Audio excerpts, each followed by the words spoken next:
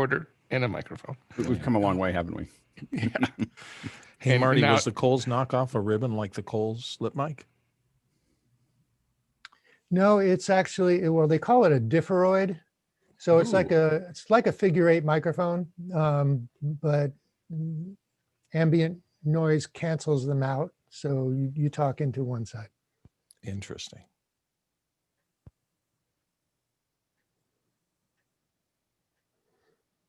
I can grab it.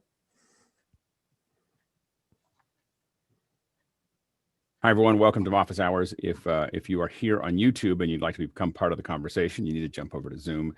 You'll see a link down below. And from there, you jump over to Makana, and that's where you can ask questions and chat and be part of the conversation. If you would like to join the panel here, you just need to get here early. 6:40, have good internet, good video, good audio. I'll be here by 6:40 Pacific Standard Time, and we'll see how it goes there. If you'd like to test your system and figure it out, we open the doors at 6 a.m. and you're more than welcome to come in and just see if it's working, see if it works in the context of all the other ones here. So the thing that we value the most is good internet and good audio, and the video can keep working on itself. So, but definitely as we move into the new year, think about coming in with a good microphone, and the good microphone can be as little as $30. So we just would prefer not to have AirPods or room mics and so on and so forth. Anyway, so but we'd love to have you join if you think that you can add to the panel. The panel keeps on adding more and more experience as we all learn together. This runs on your questions. So as you ask those questions, that's what drives the whole conversation. That's how we all learn. Even in the panel, we're learning from your questions. You're bringing up subjects that we probably wouldn't have thought of. And then as we kick it around, we may not get to the answer, but we will get some more knowledge that we've traded amongst ourselves. So it's really important to ask questions. The best way to do that is to think about them between the show, write them down somewhere, put them in notes, and then post them in here, and then let us discuss them together. Now, the first hour is all open, whatever you want. The second hour is more vertical. Today, we're going to be talking about mic placement and exactly what it means and why we do it, and different kinds of mics and how they interact. And so we'll be talking about that in the second hour, but every second hour has its own vertical. You'll see that in the email that we send you every day. If you're coming, you'll get an email that tells you what the agenda is. I won't bother you with it every morning anymore, but you can see it there. So definitely check those things out. One thing that I do want to remind everybody is that we will be doing movie night on Sunday night, 7 p.m. That's a new schedule for us. And I haven't figured out the movie yet, but it will be on Disney Plus. So you have to have the Disney Plus at least for a month. It's going to cost you the $7.99 or whatever to join. We're playing with Netflix Party. So they're going to call it something else, but right now it's still called Netflix Party, even though we're using it for Disney Plus. I know it's confusing. Anyway, so we're going to be, but what it lets you do is it allows me to set up a show where I can control the playhead. So I can hit play and we're all watching the same movie at the same time. And then we'll jump into Zoom and discuss the movie. So it's like what we're doing. What you're doing is setting up another environment where you get to have complete control. I love it, Alex. Only to start. And your point is? But the idea though is that we'll start off with just amongst ourselves. So this is very much like what we've done for some of the keynotes, is where we're all watching together. The main thing is that we can hit the playhead and we can all have a discussion about the movie. So we can talk about the sound, we can talk about the production, the framing, the process. All those things can be discussed. We're going to do it a couple times. We did this in PixelCore, but we had to go, okay, everyone start your DVD in 3, 2, 1, go. And then we'd all do it. And it was actually really fun, and it was audio only. So this can be really a second ear experience where you open up Makana and just listen to it. And the idea though is that you can ask questions. Now, somewhere in the future, once we've kind of wrung the issues out, the first couple will be us just talking about it and doing the best we can. My goal is to invite people that actually worked on the movies in to be part of that conversation, which could be a lot of fun. So I think it could be a really interesting way to learn from the content that's already out there. And now that Disney Plus and Hulu and Netflix seem to be addressable from this app, that I think we can have some fun. So anyway, so we're going to try that. We'll do it on Sunday nights. We'll see how often we do it. If no one shows up, then we'll do it once. A bunch of people show up for it. We'll do it a bunch of times. Go ahead, Stuart. Is Disney geo-blocked like, say, Motor Trend and other streaming apps? Because it'd be really annoying to pay for it and not be able to access it. I don't know. I don't know what the Disney rules are. So we're not, if you can get Disney, if you pay for it at home, you should be able to watch it. I mean, if you have access to Disney Plus, if you can sign up, you should be able to have it work. The way the system, That would be ideal, but there's plenty of places that let you sign up and you can't access them from Australia. Hence piracy. so, or VPN, you can get Vanish VPN, come in buy it in the United States. So the main thing though is that what we want to experiment with is this idea. Now Disney has their own stupid thing where you can watch with 6 people. So we want to see if we can watch with 600 people eventually, or 6,000 people, where we're all watching at the same time. I think it's actually a pretty good business model for the streaming companies to make this easier. I don't quite understand. I'm sure it makes sense to someone in their little dinosaur head to figure out why, dinosaur brain, to figure out why we would only want 6 people to watch. But yeah, it's like, so I think that we'd like to prove the model. And so I think that it's something we'll give it a shot. Go ahead, Victor. Sorry if this was covered already. So do we need to do something like get this teleparty app So on Chrome? Is that what we need to do? You need a Chrome extension. That's the teleparty or whatever that they're creating. So you install the teleparty, and you install, and then you just have to have Disney Plus. And as a warning, we'll stick with Disney Plus for a little while because I don't want to make you start renting it. We're not going to do Hulu because I don't think Hulu is that useful. But we'll do Netflix, and we'll bounce back and forth between Netflix and Disney Plus. Those will be the two that we kind of bounce around, because eventually what I want to do is obviously bring in Marvel, and people worked on Marvel films, Pixar films, Lucasfilm, that type of thing. Get people to come in and join us in the conversation. But we have to see if enough people will show up on Sunday evening to do it. So anyway, so we're going to experiment with that on Sunday. So if you're interested, I'll probably talk a little bit more about it each day. Just so, not more about it, but each day I'll talk about it to make sure everyone knows it's coming. And we do have it in the emails out. Tony, and then Chris. I just wanted to share that Disney Plus was doing a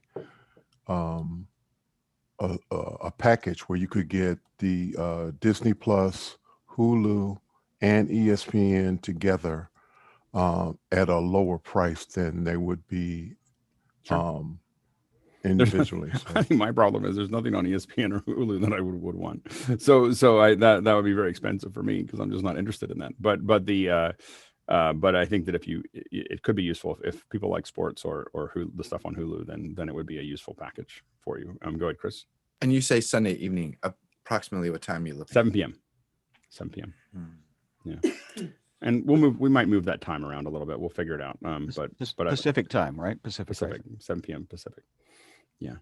So we'll I got to figure it out, but I do want to do it in the evening primarily because we have people that constantly request that we do things in the evening that are somewhere else in the world.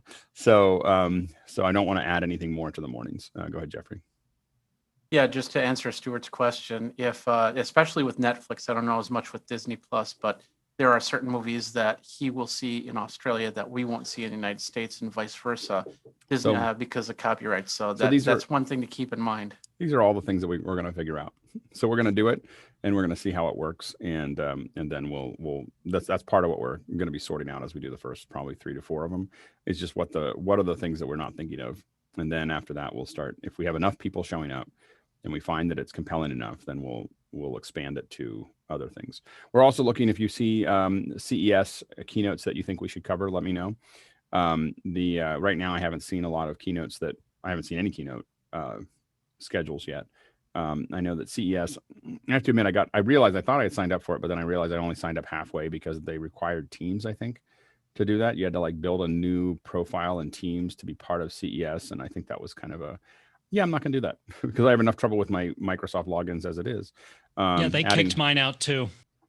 Yeah, I was like, I'm not joining. Like, I think CES just literally kicked themselves in the, in the butt. I'm not. I was like, I am not. Anybody who knows anything about Microsoft do not create multiple accounts. It's just a nightmare. Stephen. Yeah, if you have corporate teams, it's incompatible with theirs. Yeah, yeah. So if you are in a company, forget it. So there we go. Chris? Is it possible that Teams or Microsoft are sponsoring on some level? Probably is. They're probably trying to get out there in front of people, and they thought that would be a good idea. And unfortunately, they have a platform that's not conducive to multiple accounts, and will create a nightmare for everyone who signed up. Everyone who signed up for CES and did another account for Microsoft, I'll bet that 60-70% of them will wish they had never heard of it before.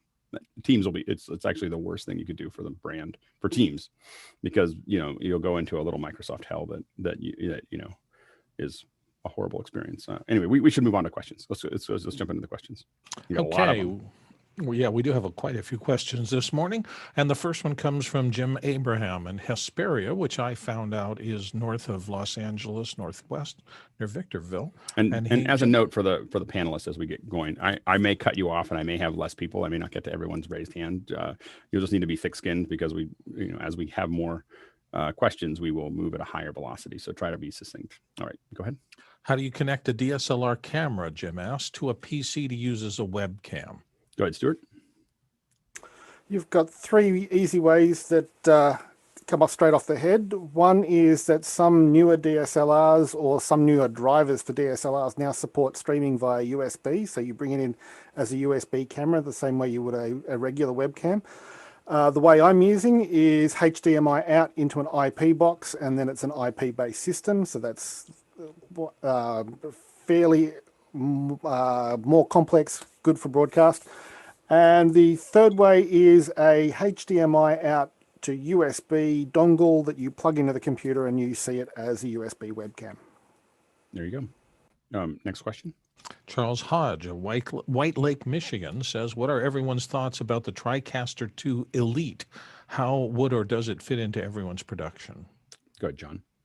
I have the TC1. Doug has the TC1. I think that the Elite's overpriced for what you're getting, and I'd be really concerned about the reliability of it. I'd rather go with Blackmagic gear. Go ahead, Jason. With every ounce of respect possible, TriCaster is dead to me. It only has to crash once and I'm done. Yeah, I've had some pretty horrible crashes with TriCaster, like in horrible places. I've told the stories before. Anyway, so I think that fundamentally I don't understand where TriCaster's business model is going. I think that TriCaster is getting squeezed between vMix and Blackmagic. And, and so I think that if you're, and Mimo Live and other things like that, but you have software-based ones, you have cloud-based, which is, I think vMix is really running down the path there. And then you have Blackmagic, which is going to give you that kind of rock solid, all hardware solution.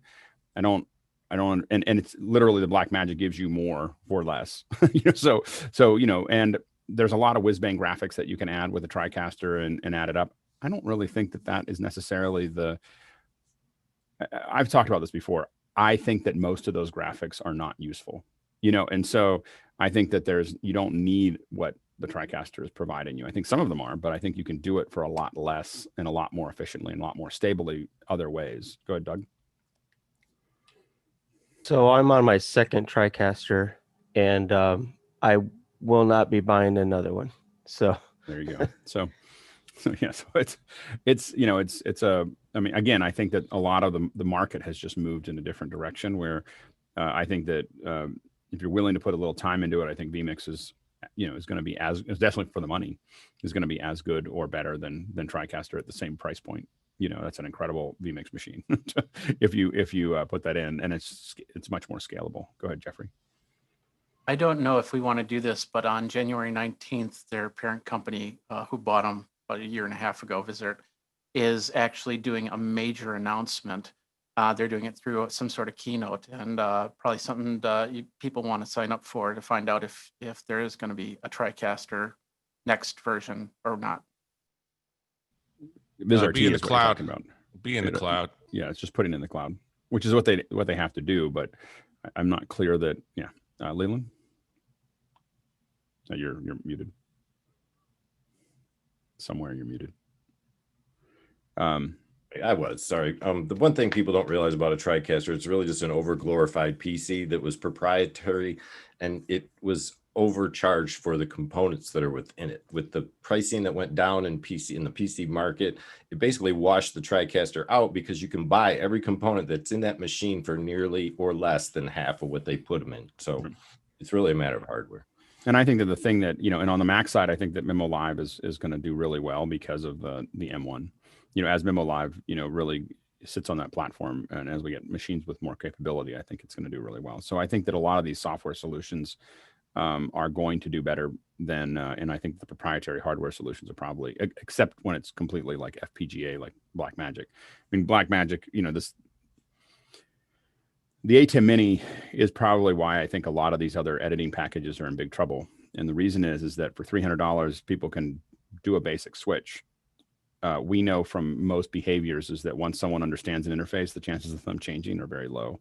So having a $300 piece of hardware that kind of does all these things without a computer that just knocks through it, what are you really going to go to next? You're probably going to go to the bigger version of the thing you already know. And so I think that Blackmagic did kind of a genius move as far as putting that out. It's very limited, but it's a pretty amazing little piece of hardware. And that, along with vMix's aggressive marketing and aggressive the way that they've set it up, I just feel like those two are the ones to watch right now as far as that goes on the PC side. And then Mimo Live, I think, is a great one on the Mac. I haven't found anything else that I liked better on the Mac side to put those things together. Next question. Paul Wallace of Austin, Texas, and the panel. I have a friend in Thailand who wants to possibly use LiDAR to map his 14 villas on a hillside for a virtual tour. How can he do this and integrate with Google Maps Street View? Does he need a iPhone 12 with LiDAR to do that? And then he has a link to the Street View. So I don't know about the Street View specifically, but I can tell you that doing it with an iPhone 12 will be extremely painful. Like, it's not really built for that, and trying to do large scans, will just be it'll be quicksand, to use any kind of small platform. So there are basically, in my opinion, there are 3 different scanners that he wants to think about. One is a Leica BLK 360. This is going to be the least expensive solution. It's probably cheap enough that, it's not cheap. It's still 20 grand or 18 grand or something like that, but you can rent it for a couple $100 a day, and you can cover 12 villas and the surrounding area. I'd probably rent it for a week. And you have to do a hard week. You want lots of coverage. You have to think about the way LiDAR works. The hard part is that you want to LiDAR a lot. I LiDAR a lot just so that you get used to how the LiDAR wants to do it. You have to get used to looking at shadows. Geometry shadows. What does the LiDAR see? Because it doesn't map anything it can't see. So you have to think about, I have to fill those things in. The BLK is really easy to use. You can use it with an iPad, and you can see what you're doing while you're doing it. It's kind of a nice way to kind of clump those things together. Then there's the Faro 350. The Faro 350 is probably the best all-around compact system. That for us, the main thing is that it's a relatively easy interface. And it'll fit in the 1510 Pelican case, which does not happen with the ZNF. And I can't think of the ZNF product. I can't think of the list. We just call it the ZNF because we never have a different one. It's a much bigger one and has much longer range. I think 500 meters. But it's like $80,000 and it's pretty expensive. The Faro is about $45,000. The Leica is about $360. But again, you can rent these anywhere in the world. Like I got quotes to rent them out of Phnom Penh, so there's places that there's construction going on everywhere, and where there's construction, there's LiDAR. And so you'll be able to find a local rental that you might end up renting out of Singapore, but generally you'll rent it out of somewhere. It's worth the rental to get a real one. The amount of time you'll spend trying to futz around with doing it with some smaller piece like a Matterport or a phone or something like that, you'll never get great data, and it'll take you forever to generate bad data. Stuart, and then Paul, and then Courtney. Variation on the rental, given he's got 14 villas on a hillside, so he's probably into real estate. Hire a service that does this professionally, get it done, and forget about the stress of it.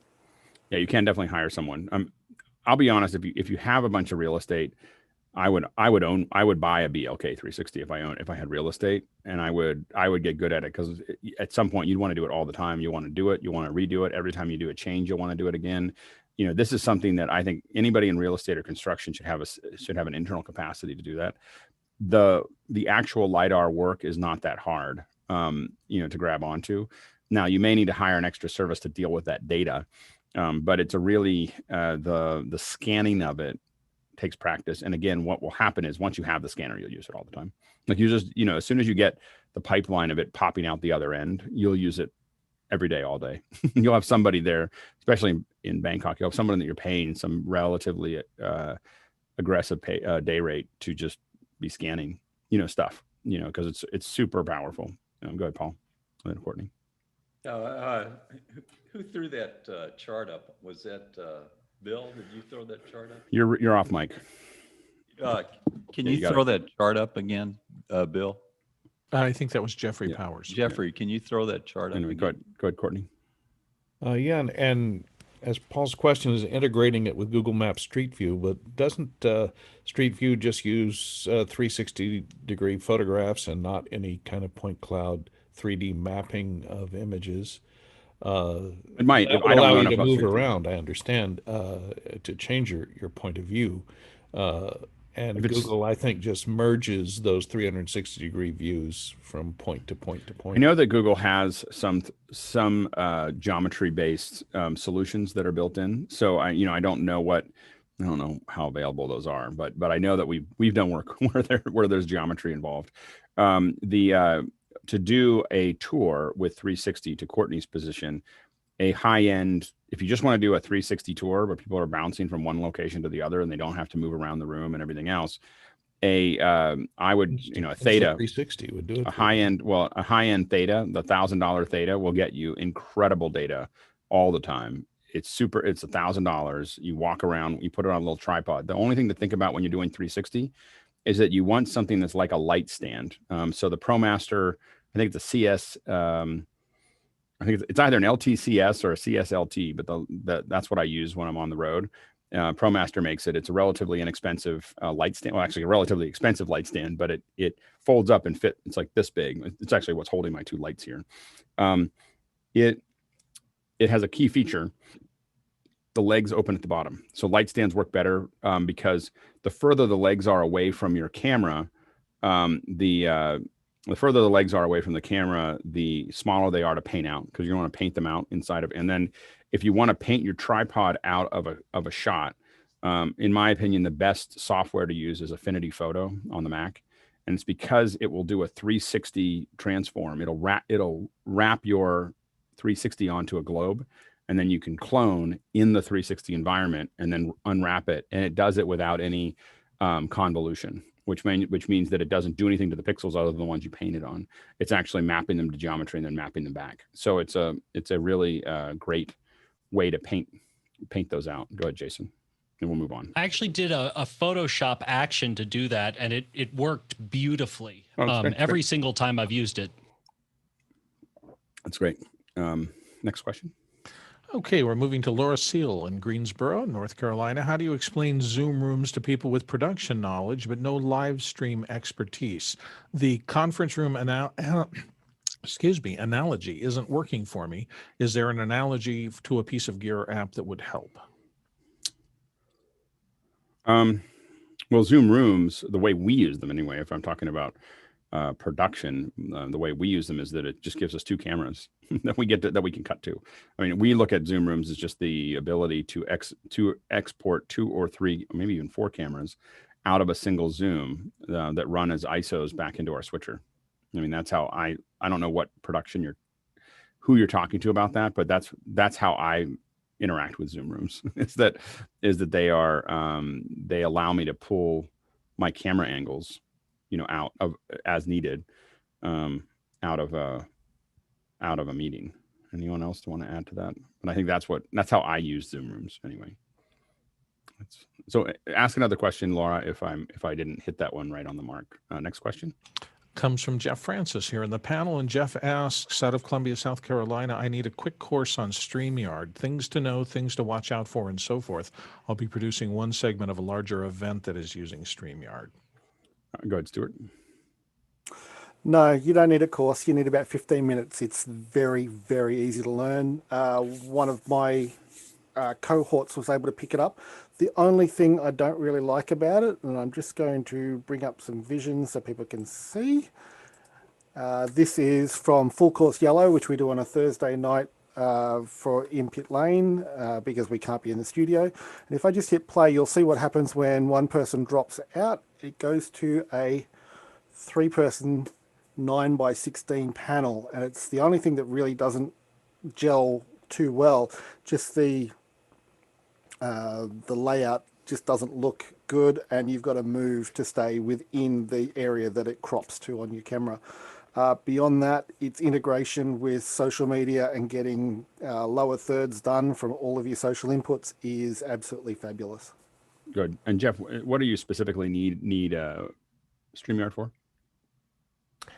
I'm finding out tomorrow when I talk to the organization that's putting on the event, but we're doing one segment of it. I think I have 4 people locally that are going to go up into this StreamYard, that they're hosting the entire event in StreamYard, many different segments. Go ahead, Sky. I've had great success with it. I'd be happy to work with you later after office hours if you like. Yeah.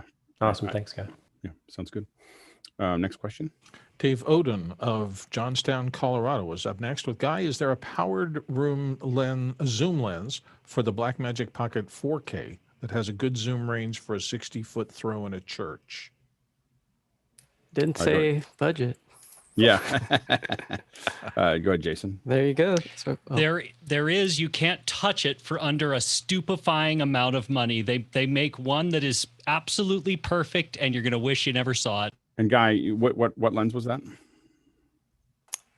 He said he didn't say budget, so here's the 20 to 120 Cabrio servo lens. So it's and you can adapt it with an adapter to get it down to MFT if you want to go crazy. Which would give you that multiplier would be a good one for you. I mean, that would be it would give you 1 point something or other to down. The other option for 60 feet, I will argue that you need the 85 to 300. Like that's the like 60 feet, 85 to 300 is the one you're going to need, and that one's a little more expensive than the 20 to 120. I think it's in the $30,000 range. So when you don't give us budgets, we run off the rails. Go ahead, Jason. Canon does have one that can be powered with the zoom is powered through the 6K. I would assume the 4K too. You could just convert it, and it's around 4.5. So yeah, not small. Now, to get to things that I think are a little bit more reasonable, possibly, is the Panasonic. I believe that the Panasonic 45 to 175 is an OIS lens. So it is and I might even have that one around here somewhere. Anyway, it is I think I took it back to my house. So it's a 45 to 175 millimeter. So it's actually going to have about the same throw as that 20 to 120, and it's only $500. Now, its light sensitivity is not killer, so you have to kind of do it there. Guy, what are you showing there? That one's the Panasonic 100 to 400. It is an f4 to 6.3, so it is going to change as you zoom in tighter, but it is $1,324. Right. Yeah. So those, I think so that'll be probably the longest one, and that one, I think will most likely, if the that most likely would work for your 60-foot throw. And it is, and you should be able to control zoom through Blackmagic over that. I would rent it first and make sure that it does what you want it to do, but it should. I haven't tested that one specifically, but I've used a bunch of the Panasonic ones. That's what I use. I use Panasonic. The iOS is what I use for most of my little overhead cameras. Go ahead, Mickey. Yeah, and I just want to point out that Dave specifically mentioned that it's for a Pocket 4K, so a Micro Four Thirds chip, which would have a crop factor of around 2x, if I recall correctly. Yeah, that'd be 90 to 350, I think, on a crop frame. Yeah, go ahead, Sky. I would spend that same $1,200 if on a Panasonic camera that has the telephoto. Yeah, but you can't lens control over. it. I'm sorry. I don't disagree. As soon as you're I know the problem is as soon as you have a Blackmagic switcher, you should never buy another camera other than Blackmagic cameras, because you can't do live events without being able to control the cameras. Sorry, I'm just it's just crazy. I would much rather have just buy slower, save more, whatever. But once you can control the camera without the interface, to me. We'll tell you how to spend $500, but to me, I'm always internally, just so you know, and it's oh, you're just going to pay. It's just going to be painful, because everything about live events is being able to control those cameras, and being able to control them from the switcher. And it's just, you are going down a horrible path when you have anything other than cameras that you can control live. And I speak as someone who didn't have cameras that I could control live for 5 years. Yeah. I did live events for 5 years without cameras that I could control remotely from the switcher. And when I look back, I just look back at a sadness. So I would save you that pain if I could, and just say, save up your money and get something that interfaces with the switcher. Go ahead, Guy. Yeah, the one that he's talking about is probably this one, which I don't think it's going to give you that full reach, but this is one of the few that does have that control where it is a legit powered zoom. This is the Lumix Vario Power. So if you're looking for any of those ones that you want to control with the Blackmagic software, it is going to be called a Vario Power Zoom lens. So this is a 175, and it's okay. And as Mickey mentioned, 175 is going to give you a 2x crop factor on that. So what is that math? Isn't it already built for Micro Four Thirds? Isn't it Micro Four Thirds, the Micro Four Thirds? No. Nope. So this will be a 350 at the far end and a 90 at the wide. I will say it's really long. I bought it and I don't use it very often because it's can't use it. It's too long. Next question. Laura Seal is back from Greensboro, and she asks, Alex, do you have an Omnigraffle signal flow diagram of the Inscopix event, including hardware from green room to Zoom rooms to webinar? I will eventually. We are going to do, I don't have the date yet. I have to work out with everybody involved. We're going to do a online event about hot rodding Zoom, so I've kicked it around with a couple folks that do this stuff that we all know. And so we got to find the date that works for everybody and make sure that everybody wants to still do it. I talked about it in the fall with a couple folks. And so the idea is that we're going to stack up a couple of evenings in a row where I'm going to eat my own dog food. It's not going to be a 1-day event. It'll be a 2 hours an evening kind of thing. And we'll go, but each evening will be a different person or different host that's going to talk about what they've done. And so I'm going to talk about the Inscopix event, and I'm going to build all the graphics for that. I'm going to show you guys some of that in the future as I'm kind of working through it, but it'll take me some time to build that all out, but we're definitely going to do it. And that's when we'll probably show most of that. So it's we want to make sure that we dump as much information into the world that is to show people what they could do with virtual events before people try to go back to physical, so that they can realize what's possible and what they could be doing rather than what they're doing or what they're trying to go back to, because it's kind of going back to caves. So the caves was really safe. We're like, but there's so much more out here. So anyway, so we're going to try to show some of that stuff. So that's going to be in either February or March, and I just have to figure out the times, but I don't have it right now. Next question.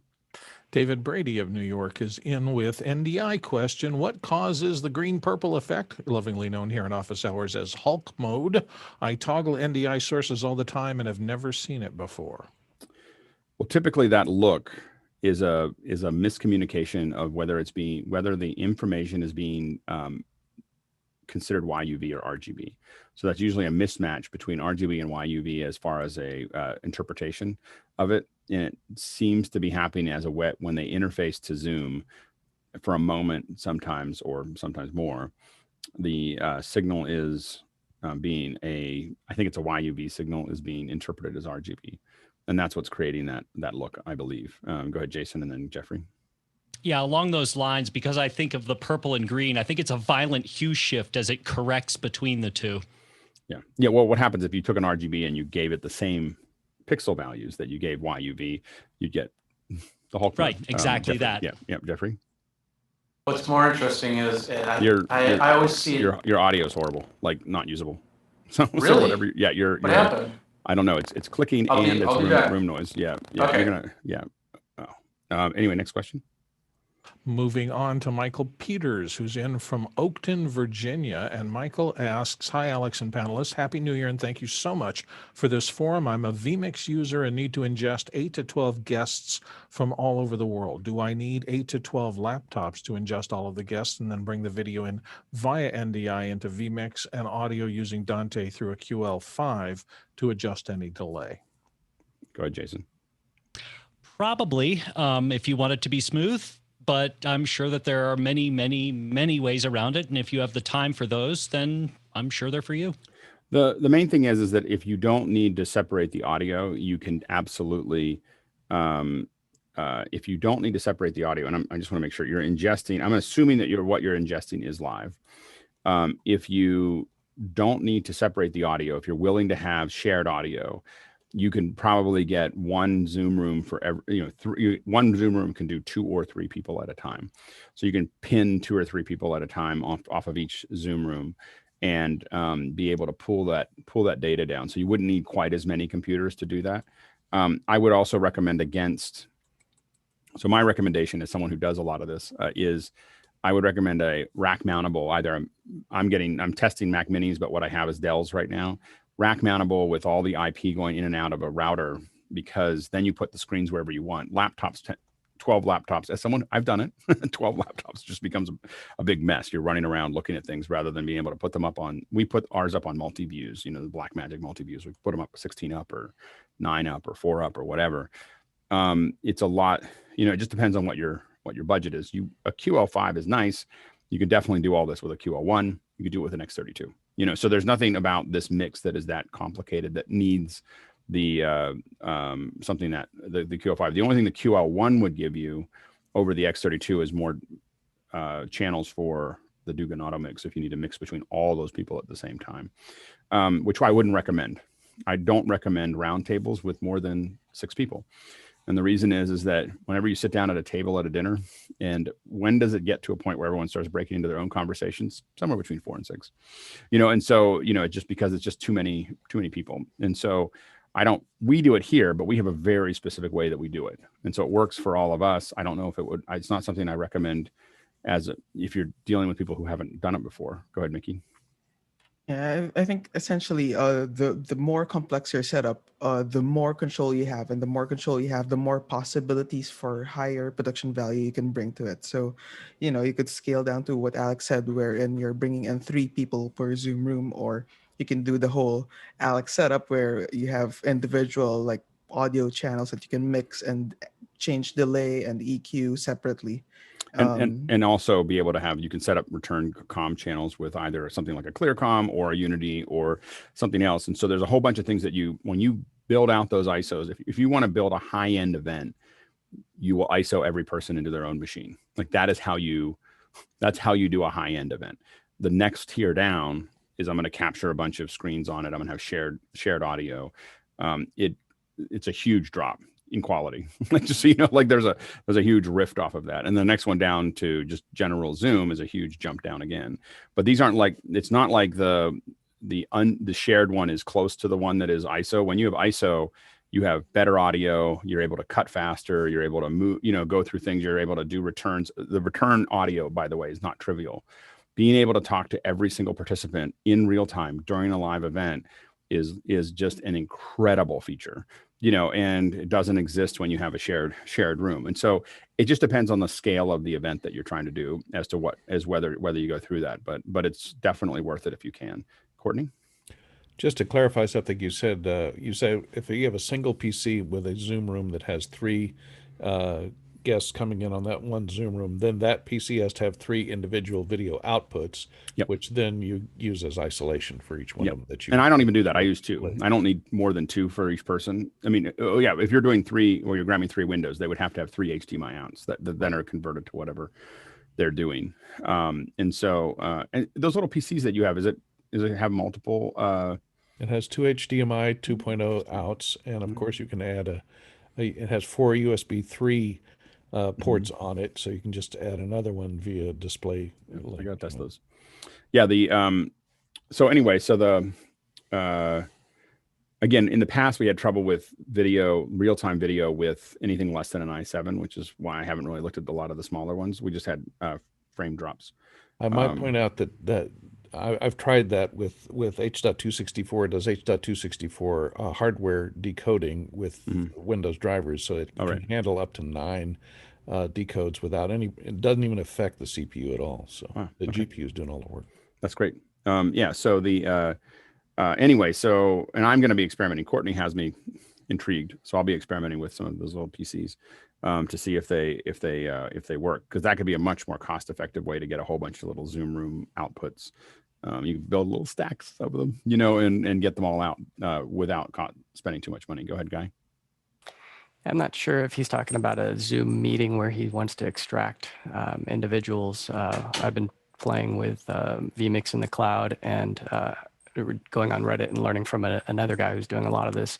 What he does is he has contribution machines that are on the same subnet. So he's running vMix to vMix over NDI and actually got this working. It's really cool. So you can, you know, pin other, so take an instance in EC2, put Zoom on that, and then you can screen scrape that or send it via NDI screen capture over to your contribution machine and then over to another machine. And to your point, I was thinking most of it as hardware because I'm used to thinking in hardware.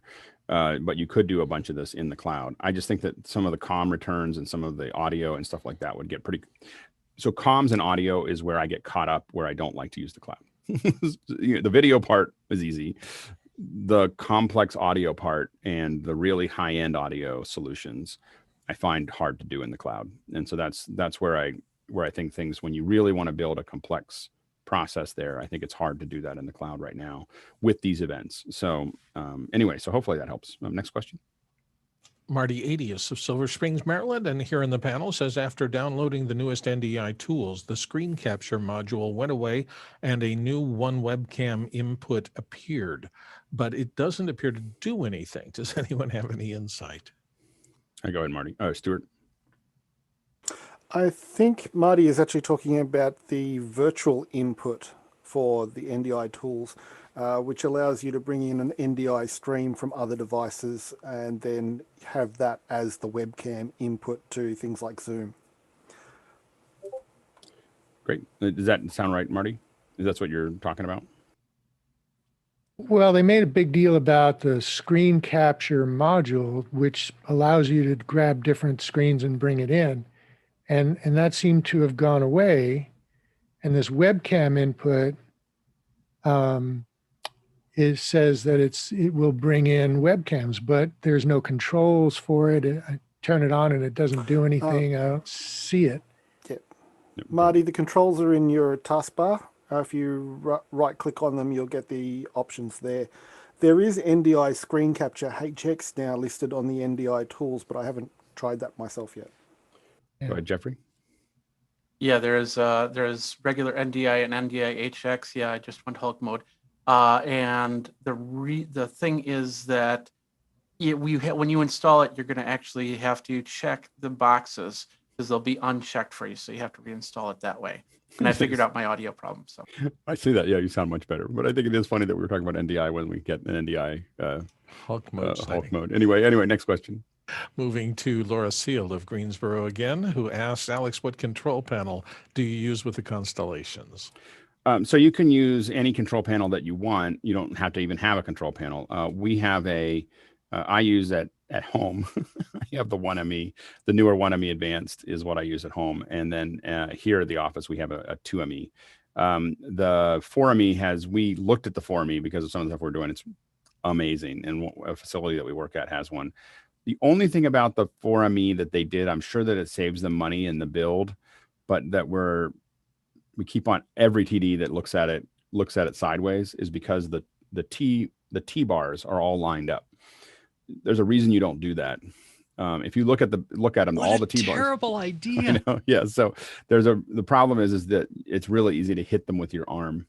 So when you're reaching for one, the reason that they stagger them in most panels is so that you don't accidentally hit another one when you're reaching up. It's easier for you to do it while you're working and you don't accidentally hit other T bars. And so that's been the big thing that everyone's kind of hesitant about. But we have the 2ME Advanced, the new one, and it is outside of the the T-bar thing, which is less on that one. It's amazing. Like it's a great board. The 4ME is a pretty big board. And so the 2ME works well.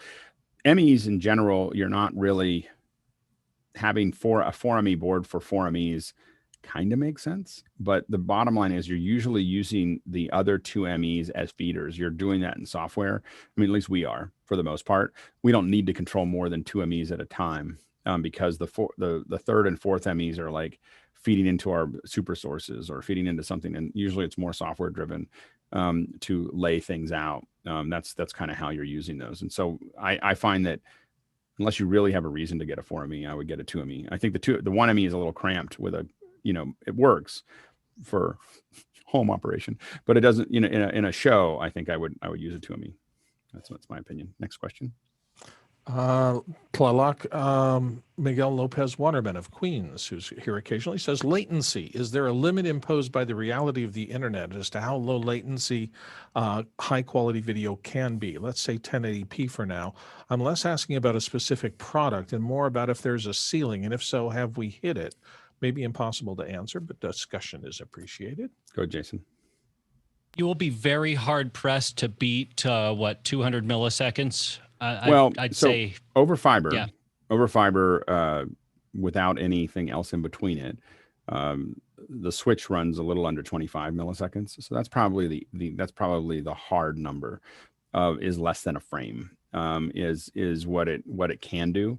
Now our hardware adds stuff. We lose frames. Just going through a switcher, we'll lose anywhere from 20 to 40 milliseconds, and then going through another piece of hardware. So you end up with these low latencies of just your hardware losing, of latency losing things. So I think the practical bottom end is about 100 milliseconds. I think that, over the internet with the things that we have interfacing and so on and so forth, I think if we pushed really hard, we could get down to 100 milliseconds. But I don't think that, and again, with dedicated solutions, you can get down below that. Go ahead, Chris.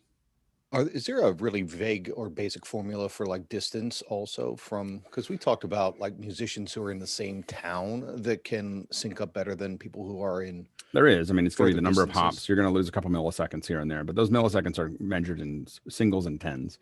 It is. I mean, there's definitely the speed of light, but the speed of light is pretty fast, 186,000 miles per second. So 3,000 miles is nothing. So it's but it does, at the really low levels, there was this huge push with high frequency trading, getting that down. The difference between 7 milliseconds and 9 milliseconds was millions of dollars. So that, there are, and a lot of our fiber networks have been paid for by high frequency trading.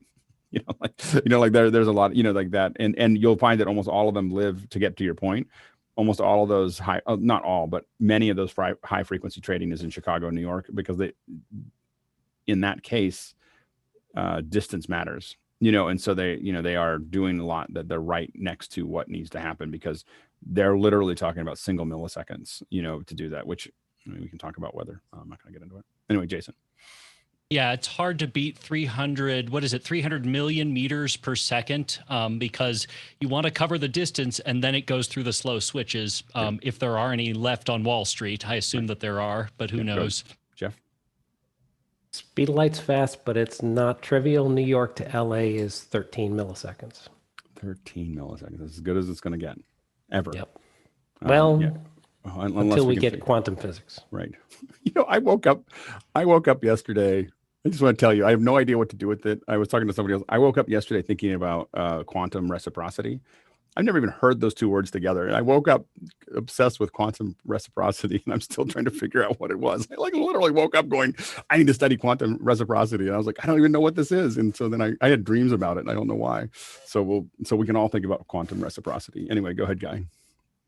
Yeah, I'd be looking at some of those SRT transports for just normal, if we're talking normal money. But Jason and I tried a test last night, and we were getting sub 1 second with the streaming bridge, which when Jeffrey first started talking about it, he was saying 10 seconds, and we got it under a second, and we were both like floored.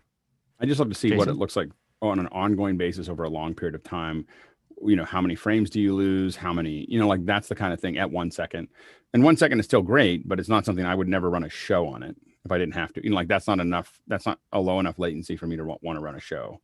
Just because that's like that's a lot of nodding that goes on. Jason and then Stuart, and then we have to move on quickly. Yeah, I mean, I wouldn't use it for anything more than like, you know, a really high quality remote feed, maybe some B-roll. But boy, did it look good. We were at it for, what would you say, Guy? Maybe 40 minutes or so, something like that. And until we reached the upward limit of guys upstream, we basically never dropped a frame. And I was really impressed by the encoders. And keep in mind, this was going through 2 switchers. So at less than a second, that's not bad. Good, Stuart. Just following on from what Jeff was saying, if we're using quantum computing, does that mean that we're making a trade and not making a trade at the same time? Well, it's that you're making the same trade in 2 different directions at the same time. It's quantum Schrodinger's reciprocity. trade. Yeah. Anyway, next question. And you're trading cats, is that right? We're moving on to Chris Comfort of New York, who says, I have a musician friend who is creating a library of accompaniment piano videos for violin students, all public domain material, he believes. What are some suggestions for a business model and delivery, streaming, monthly subscription per video versus the entire library access, and so forth? We'll do it really quickly, Jason. No, I'm not going to have a good answer there. Sorry. I have to admit, I would think about more of the music than the video. I think the video is going to be a lot of work to do. And I don't quite understand why a student practicing violin would need the video of the piano as opposed to the music. I'd be also tempted to think about MIDI scores, you know, so that they can, you know, play with them, change the piano, change the instruments, change what they're playing, you know, which a lot of that exists already. So it's a matter of figuring out what the price point is that is. And then if you're going to do subscription, what's going to keep changing? You got to have something that gives people a reason that you're going to release new things all the time, is the thing to think about. And it might make it worth it. Students, it's hard. You just have to, the price will have to be very low because they'll share it. Jeffrey and then Courtney. This sounds just simply like a lesson plan. So a WordPress site with that's password protected. With there's a couple plugins for lesson plans. You can do YouTube videos for that, and you make them unlisted or so they can watch it while they're online, and you're good to go. Go ahead, Courtney. And business model wise, I'd say paid subscription is always the best way to go because people tend to sign up for it. They'll use it 3 or 4 times a year and they'll forget about it, but there's still, that money's still coming out of their credit card. One thing to research is majors use that model to make a lot of money. Yeah, one thing to also look at is something like Vimeo lets you build apps. Like it'll cost you a little bit of money to set them up, but you can build apps for the App Store. The advantage of using the App Store is it'll be much harder to pull the content out of it. So if you put the videos or music into an app, now they have to figure out, it's not just copying a file. Now they have to figure out how to, play it out of their iPhone into something else. And so that might be putting videos or audio into an app on the App Store, and then making it a very convenient, $2 a month or $5 a month or whatever, that could be a pretty interesting, way to do it. So that'd be something I think about. Next question. Paul Edison Lamb is in with, I have my Brio webcam on a stalk in front of a 27-inch monitor so I can maintain eye contact and rearrange windows accordingly. Are there any off-the-shelf solutions on the way to address the eye contact issue? Prompter? Yeah, teleprompter is what most of us use for that. If we want to get direct eye contact, a teleprompter is kind of the off-the-shelf solution. I don't know of any ones that mount the camera. There are a couple, I think, that will lock onto your. It's not a bad little. It wouldn't be a bad little. Yet another invention that would just hang on the top of your monitor and have a little stock go down, and you can attach your camera to it. Because it is having that eye contact is useful. Go ahead, Jason. Yeah, I have seen exactly one of them from Prompter people, and it was ludicrously expensive. That did something along those lines, that incorporated a PTZ camera. I am surprised. We've seen people talk about it. I've seen prototypes, but I haven't seen anyone build it. As a user, I'd be happy to have like a couple pixels off on the middle of my monitor. That was just the where the camera was. Like that would be totally fine for me. It's just to have like where I should put my eyes, and just have a little hole that I literally see all the time. It wouldn't be a problem for me. For the monitor that I use for that, that's what you buy it for. It's like a built-in teleprompter. Next question. TJ Asher from the panel of Minneapolis, Minnesota says, Alpha Channel, what is it? How do you use it? How do you make it? Why does it exist? We'll do the best we can. That's probably a whole hour that we could probably dedicate to the Alpha Channel, but go ahead. Really quick, Jason and Bill. All right, let's see really quick. Alpha Channel is the way that you take things and make them transparent. That's the easiest way that I can think to describe it. It is basically the inversion of a subtraction layer, an extra channel. I'm going to take a spin at this and then I'm going to move on just because I need to do it really quickly. And I've talked about alpha channels a lot. So an alpha channel, what you want to think about is it's a black and white image that controls transparency. Typically where the black is, it's a knockout, and the white is where it's going to be allowed to pass through, or be seen. Now, what you're actually doing when you think about pre-multiply is applying that matte. And so what you do is you multiply the matte to the background. So that is, and where it's black, 0 times those pixels is 0. So it just blacks them out. Then you invert it and multiply it to the foreground, and then that blacks out the exact opposite of that. And then you add them together. Literally, it's multiply, add, together, and what you end up with is a composite. And so it's a knockout matte used inversely on the foreground and the background to combine two images together. All right, next question. That's a whole hour. We can talk about it. Brian McDonough of Capelli says, what are people using for a mobile data solution for streaming? How can you ensure you have coverage on a CDMA network when GSM isn't available, and vice versa? Note he has a budget of less than 500, looking for something to plug a SIM card into, like a modem router combo. He's using a MoFi 4500 device, which works, but is only GSM compatible from what he can tell. Go, Jason. You test it and you test it and you test it, and then you build in redundancies, and then you test those. Peplink. It's not going to be $500, but what you need is a Peplink with a receiver on the other end, or a LiveView. LiveViews bond basically lots of different modems together, but Peplink allows you to add multiple SIMs to a link. That's a router solution. And then I think Guy is showing that's the Netgear has one too. So there you go. And how many SIMs? This is just a single, but if he wants to program this thing, you can actually, I think it's telnet into it, and you can get it to hop towers on basically what would be considered more the emergency type lines. If you want to go over the top of everybody else, get one of these in Google How to do that. So it'll actually search for those, or it'll latch onto those other tiers on the tower. Go, Stuart. So NetHawk M1. Following on from exactly what Guy was just showing, but if you have a close look at the bottom corner where you've got the little rubber thing that folds down, you can get an aerial that plugs into it, and I'll put the JCar link in the chat, and that gives you a 7 dB gain, so you can get a better signal wherever you are. Next question. Michael Krigsman from Brookline, Massachusetts is in with, I use a single Zoom meeting with each participant running on their own computer. It all goes into vMix. How can I capture ISO audio for each participant? The way we do it is we use Dante to send it to us. You can use Dante to send it to something that can capture it. Go ahead, Mickey. Yeah, you would need a sound card or an interface. It could be one that goes to analog or digital connections, or a virtual sound card, like a virtual sound card. Yeah, and then you route that to a recorder. There's one called, is it Boom? Is that is it? Boom Recorder. Boom Recorder is probably the cheapest, easiest way to do it. I think Reaper also, you can do the capture, I believe. There's Audacity. There's a whole load of apps you can use to record. That's probably the easiest one. Otherwise, as Mickey said, you're going to need some kind of audio out from each computer to do it. Next question. Oh, this guy. Bill Davis in San Diego asked, is there an easy way to program Streamdeck to trigger the Zoom interface back to gallery view after someone gets spotlit? I'm interested in that too. It's like a constant thing on my end. Jeffrey and then Chris, real quick. Although there is a Zoom addition to Streamdeck, it does not do that. The only thing you can do is a hotkey, which is Alt F2, if I remember correct, to get back to gallery view, and that might not work all the time. Go ahead, Chris Fenwick.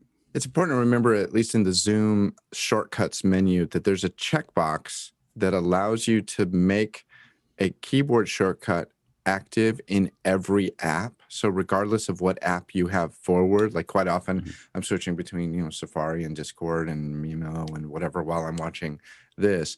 That little checkbox makes that keyboard shortcut universal on your machine, at least on a Mac. I don't know anything about PCs. Next question. Lou Perez in Phoenix, Arizona says, I tried to sign up for CES, but was told it was $149. Where did you find it for free? Yeah, I have to admit, I'm press. That's what I realized. I was like, oh, it's free. And then I realized that they're actually charging people who are not press. Go ahead, Jason. I mean, if you are even, if your primary job is even like tech adjacent, then you shouldn't be paying for it. Let's just put it this way. Don't pay for CES. A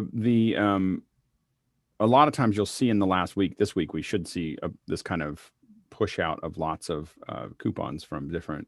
If you're connected in the industry, you're going to get some coupon to join CES for free. That's typical for most of these, is that people who are buying into it get X number or get a code that they can use to promote it. And so you shouldn't have to pay the $149. $149 is I don't know anybody and I'm just trying to get in, which may be the case for you. But I mean, if you are on mailing lists for any of these companies, you typically get a coupon. And yeah, anyway, and if I don't have any problem with sharing that coupon in Discord, I mean, they're trying to get it out to as many people as possible. Jeffrey, and then John, real quick. A lot of these companies, not the keynotes, of course, not the keynotes, but a lot of these companies will also be live streaming in tandem. You just have to get on those mailing lists, and then you'll find the YouTube channels. You'll be able to watch it. Yep. Go ahead, John. I suggest you listen to Twit this past week. They talk about CES and how ineffective it's going to be. And you'll be able to find out most of the information on regular press releases. And a lot of the guys on the panel this week actually agreed with Alex's view of virtual events. Yeah, Stephen? Look for emails, especially from Marker Tech and B&H. I've gotten like 4 from each in the last few days. So watch your email. Next question. We're going to go a little heavy. I'm going to go ahead and finish the non-second hour questions, but we'll try to do that in the next 8 minutes or so. Next question. Ray Maxwell is here from, what is your impression of the Dolby Vision output from the iPhone 12 Pro Max? It's difficult to work with in post. Like it just, what you copy and how you get it out and everything else is still work in progress. But I will say that when it works, you're like, wow. Like I was cutting yesterday between SDR and HDR, and it just is like night and day. Like it's just so beautiful. And I was shooting stuff, of course, that was going to look good in HDR, and so really colorful oranges and lemons and XTC. No, XTC is the band that has an album called Oranges and Lemons. I wasn't shooting the drug. Anyway, so but clouds and other things like that, and when you look at it back and forth from SDR to HDR, it's kind of amazing. So it looks great. Basically you're getting kind of, without the metadata, you're really just getting HLG, but then you can stretch that back out, so anyway, it's pretty slick. I do think, and the reason that we're going to spend a lot of time, I was actually just talking to Alexis, and it sounds like he's game to, hang out with us on Saturdays a couple times to talk about color management and so on and so forth. And so we're going to start, I got to finish up that this week. I'm trying to finish up the dates for us to start doing Resolve training and then do color management training and so on and so forth through the spring. I think that HDR over the next 12 to 18 months is about to become a huge deal because of the phone, because you see these incredible images and then you want it everywhere, and so I think that the drive for HDR is about to hit, full tilt. Next question. Maggie Barton Baird in Edmonton says, what do you use to create lower thirds in Zoom for Zoom meetings? They have filters that could do this, but right now you can't load your own. I think they've talked about they're going to make that available where you can pop it up. I don't think that it's available yet. They've talked about Q1 they're going to make it so that you can pop some little thing up. We use switchers, but that's it when you're doing post. So you're pulling the Zoom through a switcher to do that. And if you want to have your own lower third, the cheapest, easiest, you can use something like a Memo Live or a vMix and pass stuff through it. So Memo Live on the Mac, vMix on the PC, or you can use a hardware solution, which is what some of us have, which is the little ATEM Mini to add those. It just depends on how far you want to go, in that process. I think that if I didn't have a switcher, for me, I'm a Mac-based person, so I would use Memo Live. If I have a switcher, then I use the Mini.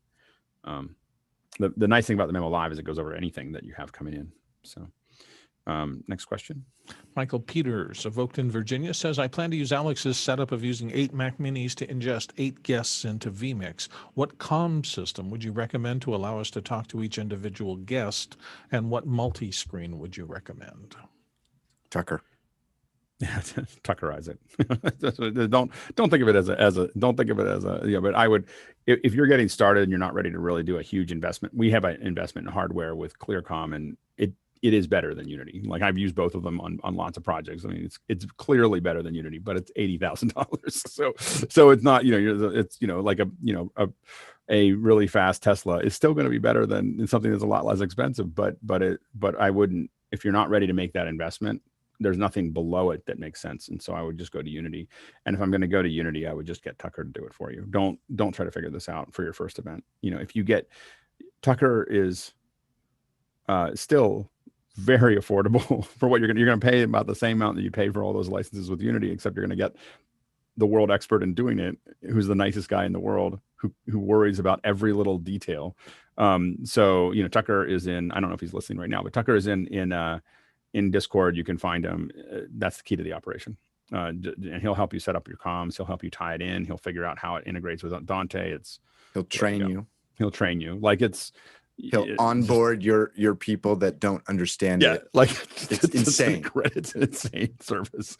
And we just want Tucker to give up whatever else he's doing to make sure he's just available 100% just to this. And so I don't know if he does anything else. I mean, he does, but he'll also, if you give him permission, he'll also eavesdrop just through your whole show, just in case he hears a problem.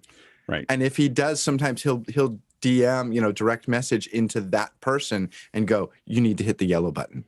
Yeah. You'll be fine. It's like instant training on the spot. Go ahead, Leland. He does that to me all the time. Just to mention the fact, he asked about multi-screen, what the recommendation would be. The fact that you're in vMix, under the settings tab at the upper right corner, when that output window pops up in dialog, go to the outputs NDI SRT section, and at the bottom you can customize your multi-view layout to either a legacy layout, which would be preview program and all your inputs, or you can make them all of your inputs on a full screen, or you can go through the 10 different layers and manipulate it any way you want, position them on the screen wherever you want, and make your own personal multi-screen. And what we do is a Blackmagic MV16, multi-view M16, because I can switch with hardware from 4 to 9 to 16 channels. It just depends on what kind of hardware you have on the other end. Next question. Comes from Chris Comfort in New York and the panel here. And Chris asks, are there important feature differences between the iPhone 12 Pro and the iPhone 12 Pro Max? I'm testing a bunch of 12s and I don't have the Max. But for what I'm going to buy for myself is the Max because of the stabilization. I can see it. There's little things I keep on seeing that I'm like, oh, this would be really nice if it had the stabilization. It would be better than what I have now. So I'll go ahead. That's and get definitely the a feature, stabilization. Okay. That's the feature. It's and optical, there's one. I think there's one optical's a little longer lens. It's 5 versus 4. Yeah. That. So that's the other side. Go ahead, Ray. Yeah. The other thing is it has a larger array, the sensor, and it has larger pixels, therefore more dynamic range, low light levels. You only see the difference in extremely low light levels, but it's stabilized and bigger pixels. And I have one, and I'm except for the workflow afterwards, I'm having a great time with it. Yeah. Next question. Michael Peters of Oakton, Virginia says, Alex, Jason, what cameras are you using in this webcast? Your picture quality looks awesome. Or is it the Zoom plan that you're on that's giving you the great quality? Well, we do have a good Zoom plan. So we have a 1080p, thanks to many people here. I think Guy might have made some requests, and some other folks made some requests. And so we end up we have a 1080p for everyone. So it's going to look a lot nicer than most. The other thing, what I'm using is a Blackmagic 6K with a 24-70 Canon lens. And there's two parts of that is that, and then it runs through a A10 Mini, which will give it 1080p back in. And what's nice about it also is that I can, fix my focus when I need to. I think I'm in focus right now. I haven't been looking at myself. Oftentimes I have a second screen that's opened where I'm kind of checking that now that I have it all set back up again. But you can see if I do this, you'll see it just pop in and out a little bit. And it's because I just am able to tap a focus on it to focus. And again, this is why I don't buy cameras that don't interface with my switcher, and so I also have, control right in front of me of, this is my aperture that I'm controlling on the lens. I can't control zoom, but I can control focus and aperture. The other thing is just having good lighting. So you don't want to you can have a great camera, but if it's gained up, so my gain is at like -2, but you just want to be at 0 or below. So it's going to give a smoother image, in that process. Next question. Sky from Seattle and the panel. Who's going to add Discovery Plus PeacockTV.com? How many $4.99 lattes a month are you going to give up? As big media corporations are looking for eyeballs, what does this new contest distribution war mean for the consumer? Go ahead, Jason. Personally, my answer is none. I'm just, first, $4.99 for a latte? No, get an espresso machine like a normal person, and like just leave it alone. The Discovery Channel one, I'm probably not that interested in. I am interested in the Peacock one. I'm not interested in. I don't need any. I mean, it would be nice to go back and find some old Saturday Night Lives, to look at. But outside of that, I can't think any reason why I'd want the Peacock one. Go ahead, Stuart. If anyone's got the money for it, there's probably a business model right now where you can grab all the channels and just stream to people the channels they only want, because there's that's a great way to get sued. Stuff that but you could do a contract with the current streamers and just pick and choose. The problem is that the idea was that that's what we're doing right now, is that we're basically we're creating. Okay, I don't want all the other channels that I was paying for in cable. I want just, like, for instance, YouTube TV is a good example. There's like 8 channels that I want, and it keeps on getting more and more expensive because they keep on adding more channels because they're paying, per person, $1.50, whatever per month for that person. So, we got all those channels because that constant revenue stream, and we paid for them less. When they get a la carted, it just means they're all going to be more expensive because we are deciding that. And the problem that I think NBC and CBS and other ones are having is that they can't compete on a per minute cost basis with Netflix and Disney Plus. And I mean, Disney Plus came in with a bullet, as we would say in the radio industry, because they had all that content, Marvel and Star Wars and Pixar. And so they really came in heavy. Apple spending a lot of money. I don't think there's that much in Apple to watch, but their nature shows are great. And I'm willing to pay for Apple just for the nature shows. And then I think Netflix has kind of been there. The other ones, I think everyone else, HBO Max now, because they're all that Warner Bros. Stuff, they had to do that. Like, whether the filmmakers like it or not, they had to dump all these into it because they were failing, and so they've but I think that all these other ones are going to really have a hard time. Like, it's going to be a gritty. And the problem that they have is what a lot of people are doing is what I did, which was that I started buying what I wanted and stopped subscribing to cable. The only reason I picked cable back up is because I need all the research on the lower thirds. And the only reason I did that was because YouTube will let me DVR everything, like everything, all the time. Like all the shows that I want, I can have in constant availability that I can go back and go through it. And because I can screen grab it, I can, do research. So that's the only, I pay for YouTube TV as a business. I would never pay for it personally. I would never, ever buy YouTube TV to just watch it. Go ahead, Jeffrey, and then Jason. Perfect example with YouTube TV is Cobra Kai was on YouTube TV. It's now on Netflix. You might find a lot of your shows will go to the other services. Quibi being the other example. Yes, I'm going to say Quibi. Roku's in talks to actually buying all of the Quibi content, and I'll put it up there for free. Now go ahead, Jason, real quick. It's also worth, but I mean, personally, I haven't had cable TV in well over 15 years, and I don't see any benefit to it. For me, I have Netflix, HBO Max, Disney Plus because it was cheap, and Apple because it's bundled with everything else. Other than that, I don't care. Next question. Michael Kriegman's back from a question earlier in Brooklyn, Massachusetts regarding the ISO audio from Zoom.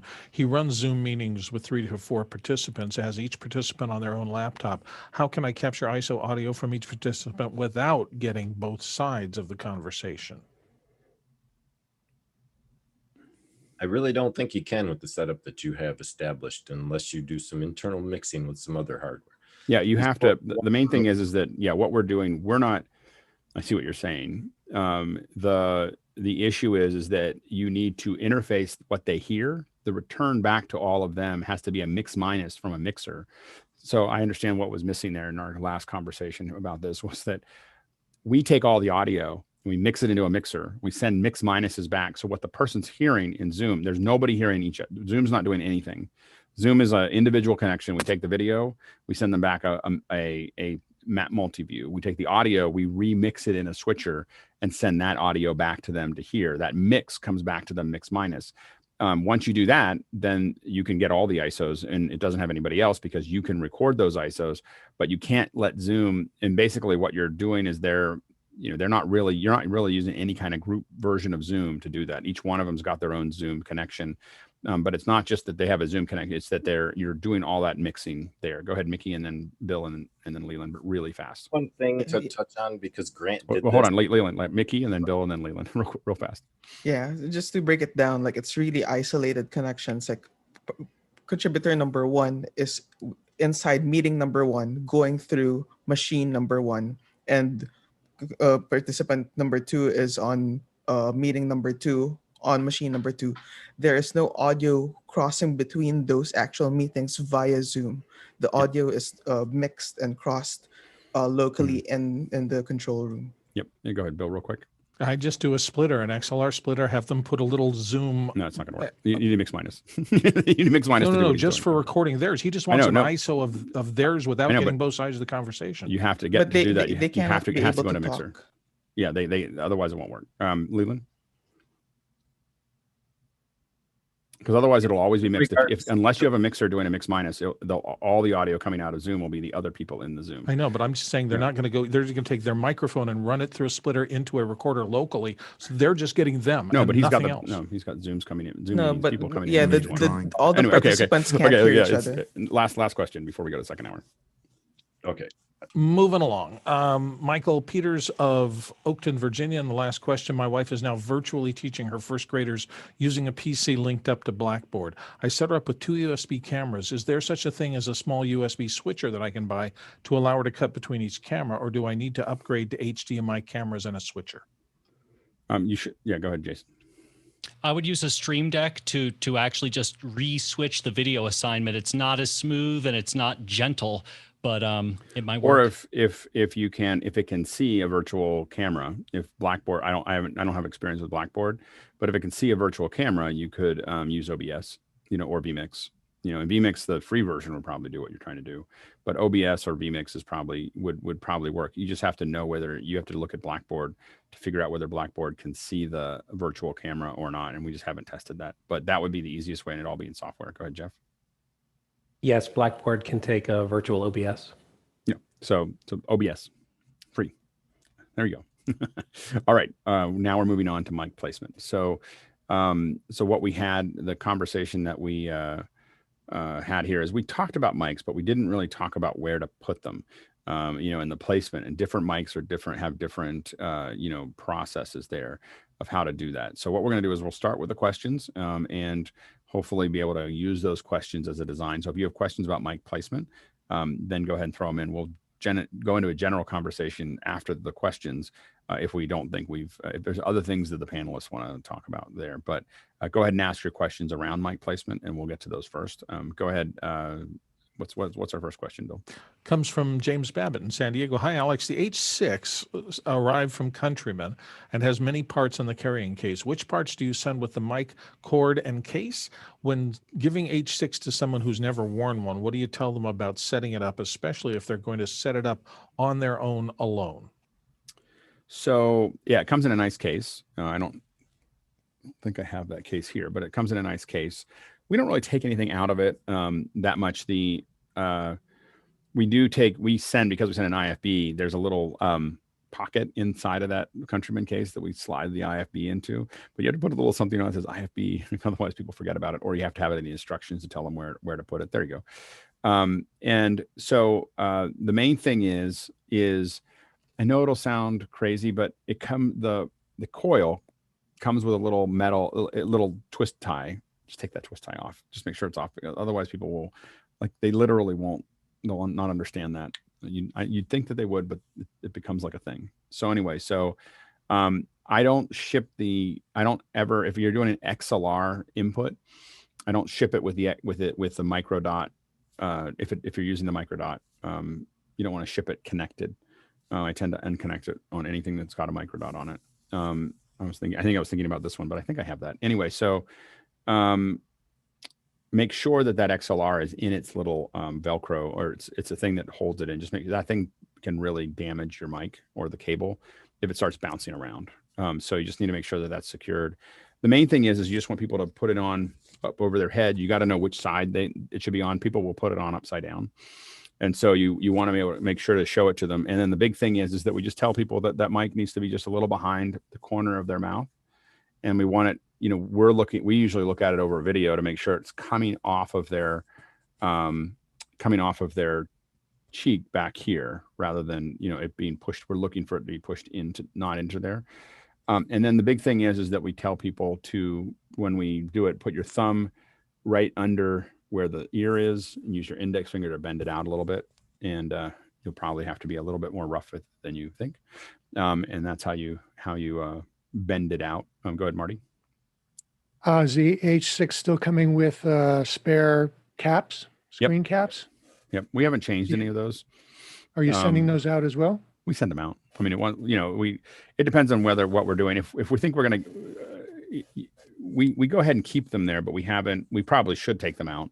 But for us, it's mostly we've never had anybody take them out if they weren't, like, they never disappear. They're in that little pocket in there, and we haven't had anybody take them out because they don't know what they are, and so we haven't had any issues with those.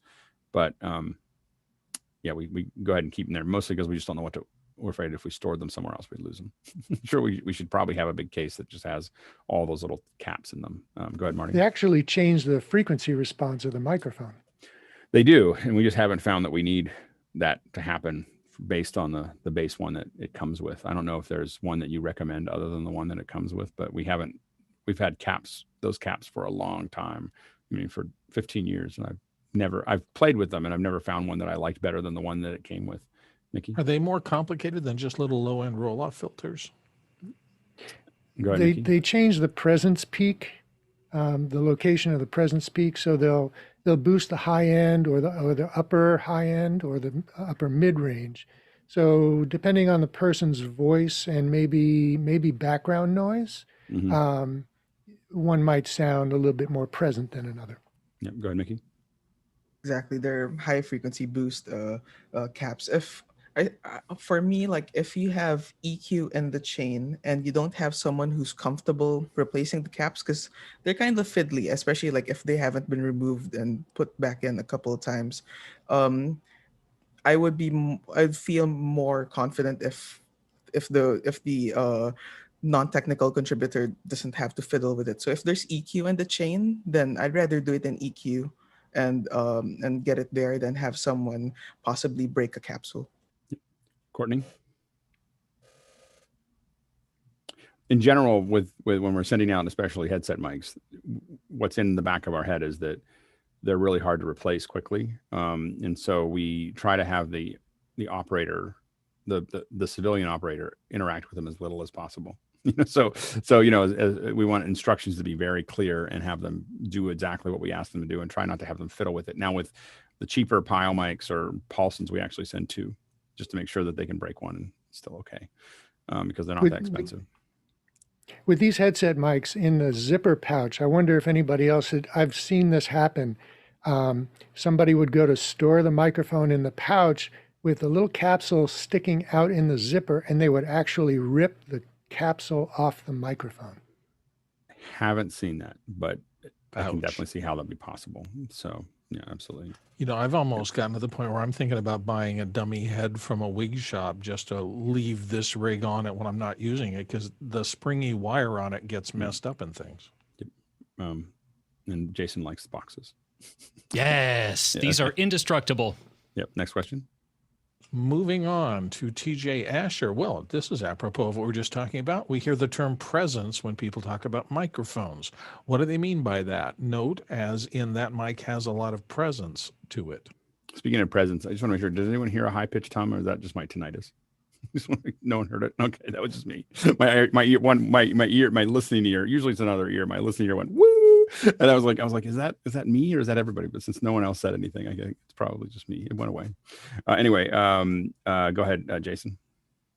Yeah, your listening ear. Your other one's just for backup. Yeah, no, exactly. Presence is defined as, I think, 4 to 6 kilohertz, and human hearing has a particular sensitivity to those frequencies because it's right in the range of the specifics of human speech. That's what presence is. Is there anyone else want to add to that? Yeah, when you're talking about, like in voiceover, we talk about fricatives and splashy S's and things like that, and that stuff lives around there. So a mic with too much presence on a particular voice might sound a little splashy if it has too much presence, but a voice that's dull will get some clarity and bite if it has that. It's applied correctly.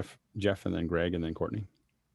So the diaphragm of a microphone is a stretched membrane. So think of it like a drum head, and it will be tuned to a specific pitch. And so that's the pitch where that microphone is tuned, and it tends to have a little bit of higher sensitivity at that frequency. And for most condenser microphones, especially cardioid condenser microphones, which are really popular, that falls in that 4 to 6 to 8K range. It's usually a little higher for omnidirectional microphones like the headset microphones we're talking about, but that's where the microphone is actually tensioned and it's tuned, so that's kind of the place where it is most sensitive, and you get a peak there in the frequency response, and that's often called the presence peak.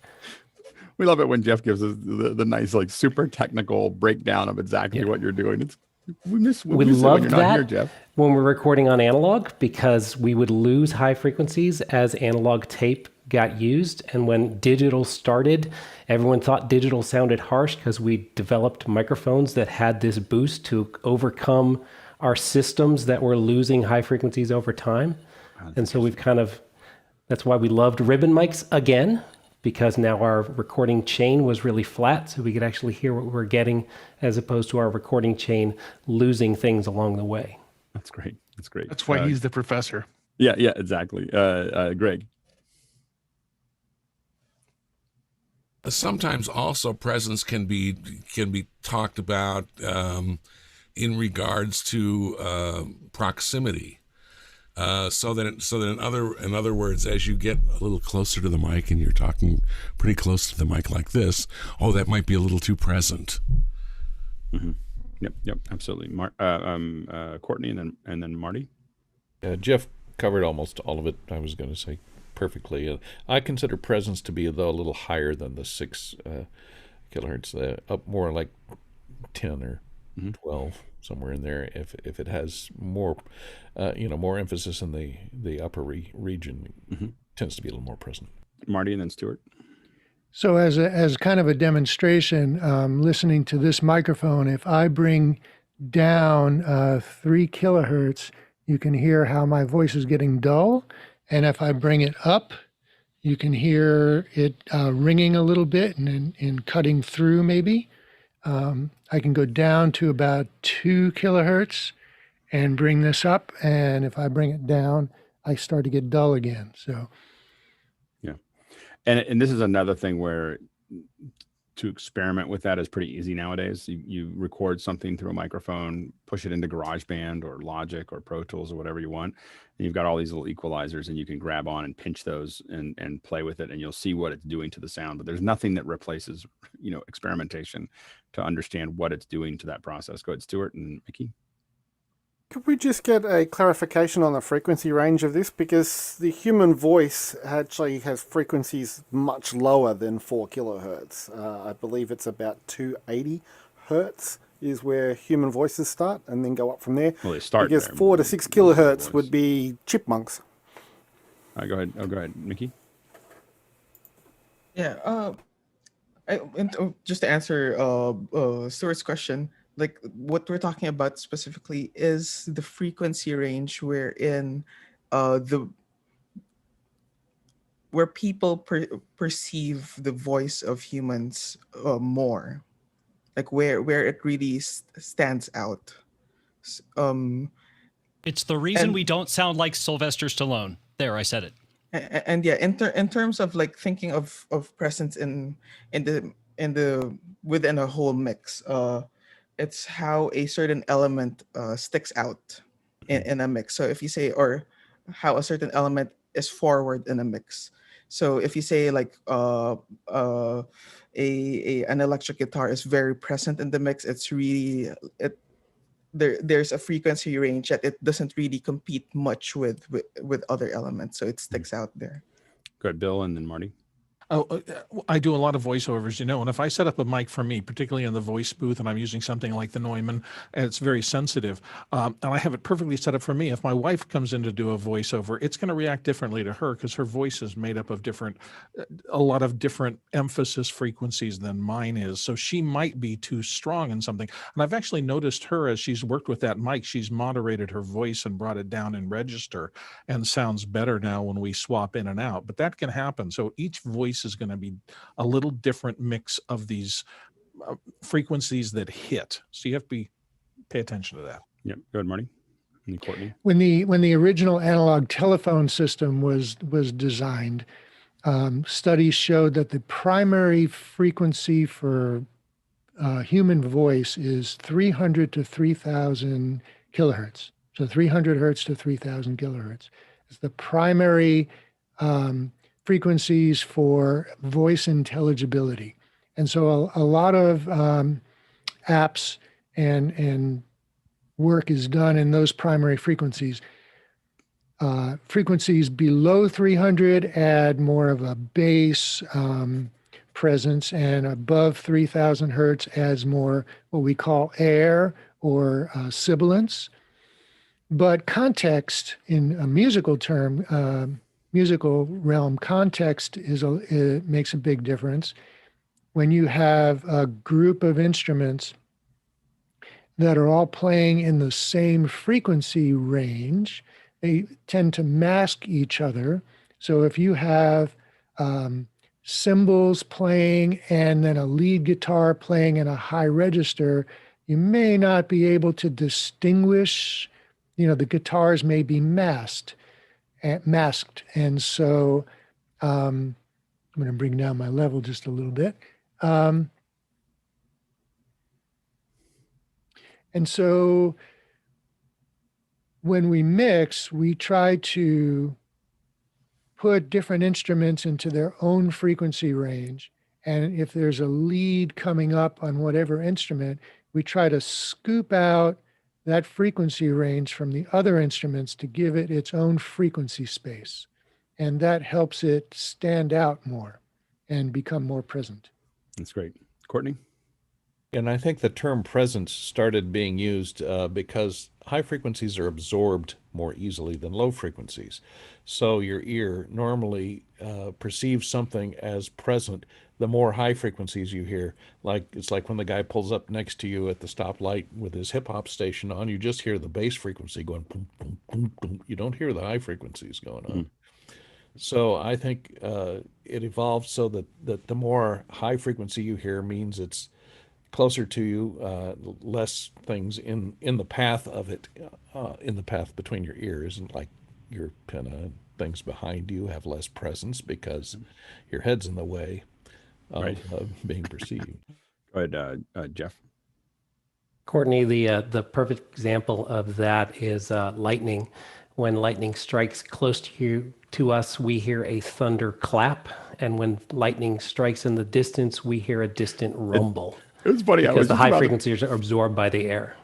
I was going to talk. I had a long discussion with my daughter about that, like last night or 2 nights ago. We were looking at one of the Apple TV things is over a storm and you see these little flashes going on.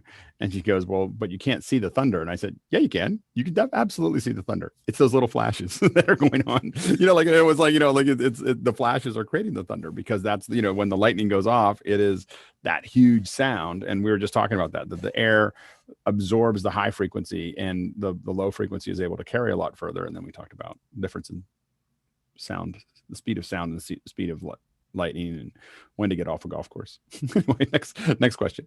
David Brady of New York says, I'm trying to up my game and hope to join in the panel in a week or so. Dug out my old pile PMX U43BT and an EV660 mic from storage. Is this going to get me started without buying more gear? Yes. Be perfectly fine, Mike. It'll get down to mic placement, but if those are working operational, they'll sound fine. Go ahead, Jeff. Yeah, I would connect that little mixer USB and not via Bluetooth, so that you reduce your delay, and then just test it in a Zoom meeting, make sure it's all working correctly. The pile's probably gonna have enough noise that you want to leave original sound on or off, so that it'll clean up that pile mixer pretty well. Go ahead, Chris. Yeah, I'm looking at the pile mixer right now. It looks like that USB connector is the USB A only. I guess that's what that's called. So I'm not sure if it's going to directly connect to a It just depends on what you're computer. connecting. I'm not sure how that works. It's like a printer cable. So it's just an AB. I don't think it's USB A. I think it's a USB. Oh, it is USB A to A, and it comes with. It should come with it, but you can get a USB A to A. That's all. Okay. It's just a USB A to A. Okay. Yeah, the specs did say computer connection with that. Yeah. Next question. James Babbitt here in San Diego is back with, when reading the specs to compare the sensitivity of different mics, which specs are the most useful? And how do you compare sensitivity of mics when the specs use different ways to measure sensitivity? We have this problem with lights as well. Go ahead, Jason. This is an insanely hard problem. I mean, like stupefyingly hard. The answer is, I've seen hours and hours of people trying to explain to you how hard it is on YouTube. If there is a succinct answer out there, I'm sure that someone on this panel has it, but I'm not him. Go ahead, Greg, and then Jeff, and then Mickey. Well, let's start out with the stuff that we can throw away. Let's start out with the frequency graphs. 20 to 20. Everybody is 20 to 20, plus or minus 3 dB, 5 dB, whatever. Anything that's plus or minus 3 dB can be a huge graph that looks like this. So flat suddenly becomes this. Yeah. So if you're looking at the frequency response, you want to look for something plus or minus half a dB. Now that tells a tale. Right. The whole thing about the sensitivity is how much output that particular mic will deliver. In other words, how loud is it? Now, loud is probably a bad term. But it's based on, if you supply a 1K tone at, like 94 dB or something like that, then these various mics will put out a certain amount of electricity. So, for instance, a ribbon mic, which is probably the lowest output of any of the mics, will put out I don't know, 20, maybe 20 dB. Let's see if I can find it over here. Anyway, the point is that when you see, if you can see sensitivity ratings that are dBV/PA, dBV over Pascals, that will give you a kind of an indication, because what you do is if you move that 94 dB down to a listenable level, like 70 dB, this is SPL, sound pressure level, okay, where you might listen, you might monitor it around 70 dB or whatever, or the tone going into the mic could be around that level. You have to take the resultant figure and subtract whatever the difference between 94 and the number that you want. Say it's 70. So that's 24. So subtract another 24 from the number that they state, and that's basically the amount of gain that needs to be applied to that mic to bring it up to 0. Yep. Jeff? So as Greg said, sensitivity is just purely how efficient a mic works at turning sound into electricity. Lots of people talk about a particular mic being sensitive or the sensitivity mic, but the actual specification of sensitivity is extremely simple. It is just sound to electricity. And unlike most specs in the world, mic sensitivity, you can compare apples to apples to apples to apples because every microphone manufacturer measures every single mic in the world at 1 Pascal, which is 94 dB of sound pressure level, because that's loud without distorting the mic. It's louder than we speak. As Greg said, we speak around 65, 70. So it's 20 dB louder than that, but it's not going to just clip or distort any mic in the world. So they pick that really easy number. What gets confusing is I just gave you 2 numbers that mean the same exact amount of sound, 1 Pascal of pressure and 94 dB SPL. When the electricity comes out of that mic, that can be measured in millivolts. That millivolts can be converted to dBu, and it can be converted to dBV. So there's where it gets a little more difficult. I have my own personal mic database of the mics I've used that's got a calculator in it that automatically converts all of those. So where do I use sensitivity is if I have 2 different sets of mics that I want to have the same throughput gain. So say I'm using a Deca tree, which is 3 omnidirectional mics, and I have the left-right pair is the same exact model mic, but the center mic I have to use a different model mic. Then I want to know what the sensitivity difference is because I might use 30 dB of gain on the left-right mic, and I might need 33 dB of gain in the mic preamp to get the throughput from sound to line level electricity the same. So that's where I actually use sensitivity specifications. Otherwise, I use them globally in the big differences between condenser, dynamic, and ribbon mics. And generally, a condenser is going to need 20 dB of gain. A dynamic's going to need 40 dB of gain. A ribbon's going to need 50 dB of gain. Of course, if that microphone, condenser, dynamic, or ribbon, is an inch away from a snare drum with a gorilla banging on it, it's not going to need that much gain. If it's 15 feet away from a clavichord, it's going to need more gain. So it depends on the situation. Great. It's a great answer. Mickey. Yeah, Jeff has covered it. But yeah, I just want to make sure like people understand that SPL is how sound reacts in our actual real physical world, while like millivolts, dBu, dBV, and the digital equivalents, dBFS, these are electrical measurements, just so that people can differentiate that. Essentially, we're measuring a specific amount in the physical world and see how that comes out in the electrical world. Pretty quick, Bill and Stuart, we're going to try to move on soon. Yeah, one thing I look at, and it's kind of coming at it from the back door, is a self-noise spec, because all mics will have that. And if you're going to crank a mic up, the fact that it has a good self-noise signal-to-noise ratio is the fact that you can boost it more without getting ugly artifacts. So that's just one way to kind of come at it from the back way. Stuart?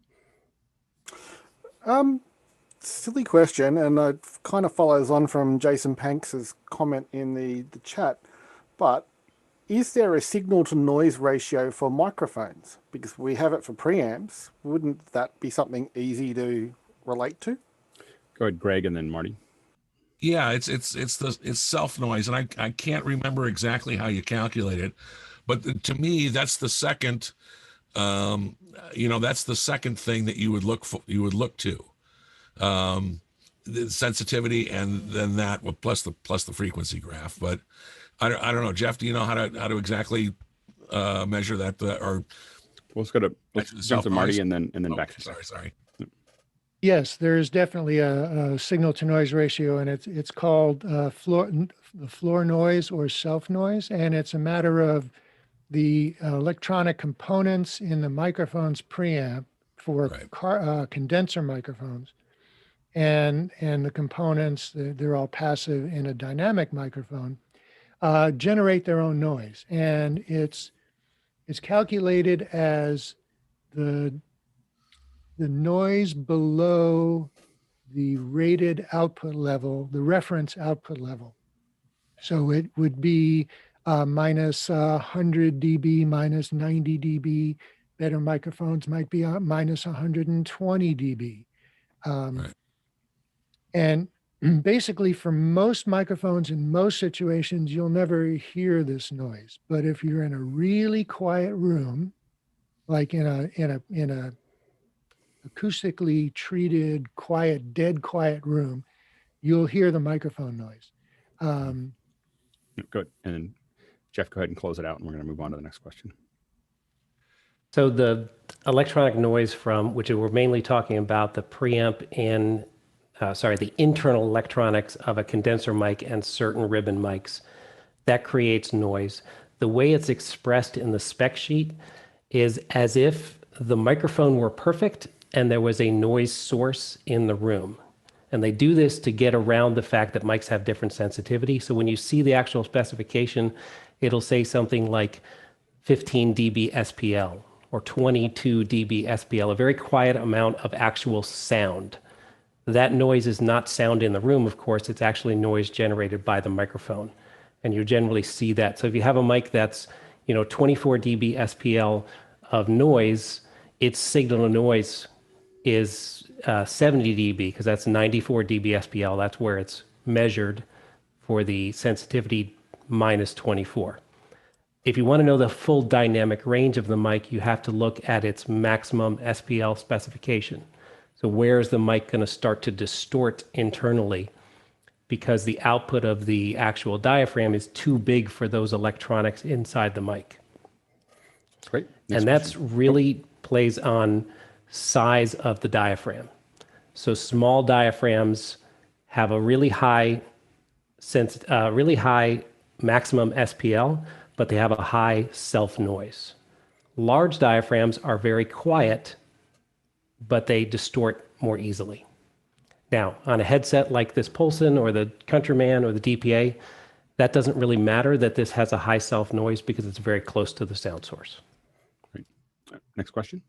Tony Mobley of Newman, Georgia is in with, can someone demonstrate putting on a Polson mic?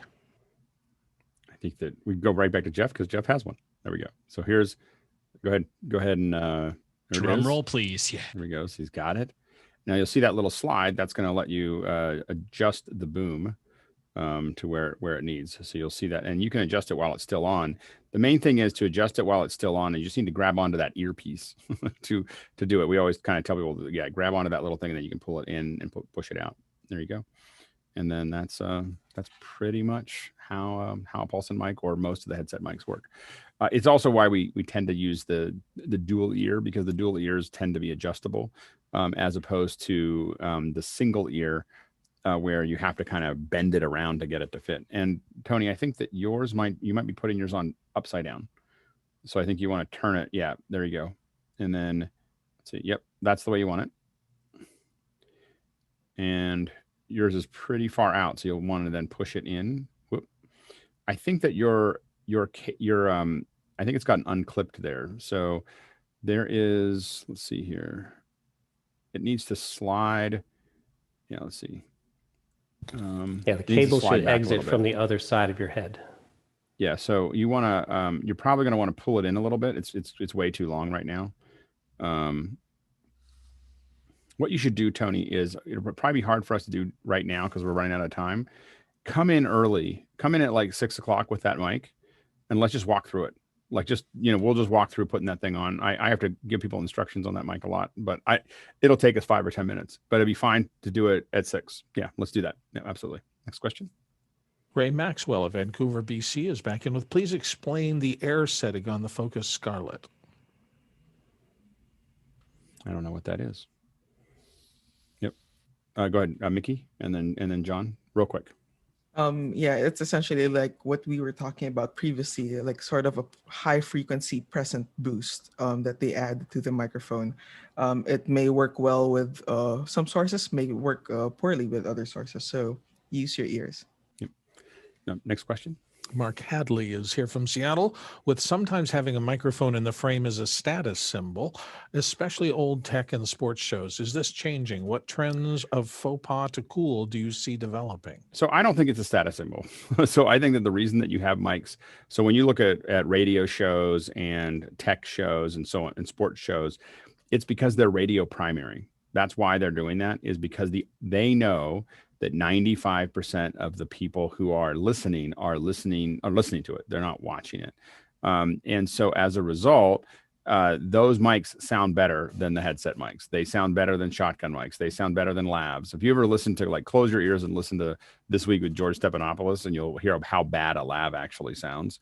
You can hear the whole room. You can hear all kinds of movement and everything else. And so a radio mic, whether it's an SM7B, a Heil PR40, an RE20, those all sound better than these headsets. Like they all sound better, period. And so when you're saying audio first, you are going to have a better mic that's going to do that. And that's what they're, so SM7Bs are, and Heil PR40s and RE20s are probably the three.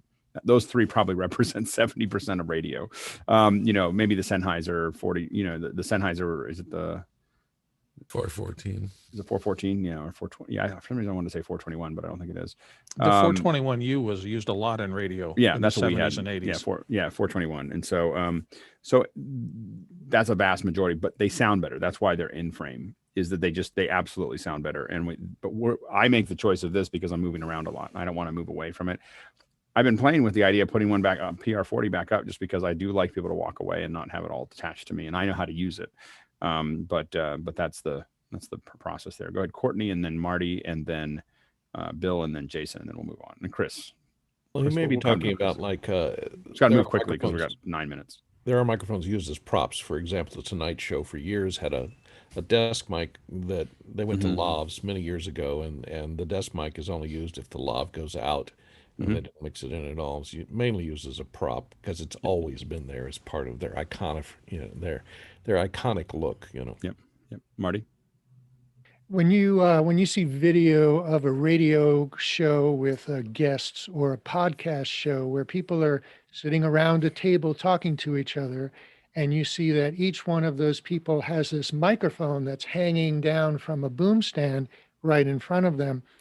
The reason that those microphones are so close is that when you have a bunch of people in a room, and depending on the acoustics of the room, if I'm speaking, I might be picked up by somebody else's microphone, and that would cause weird phasing problems. So the closer you get the microphone, the lower you can bring the gain down, and when everybody's gain is down, they're less likely to pick up more distant sounds. So room echoes and somebody sitting across the table. Yep. Yeah. And there's so that you can get away with so much, you can bleed the audio in.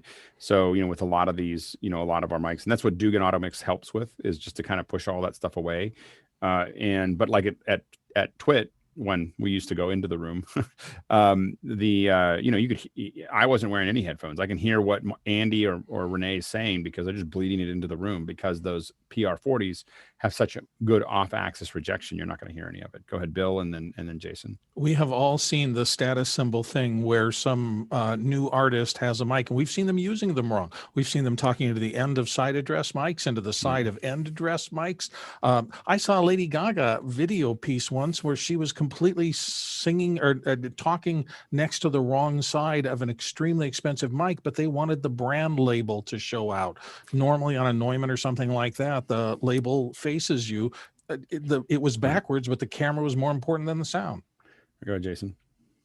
You forgot about the EV27. So believe it or not, this is actually a smaller mic than the one that I replaced it with.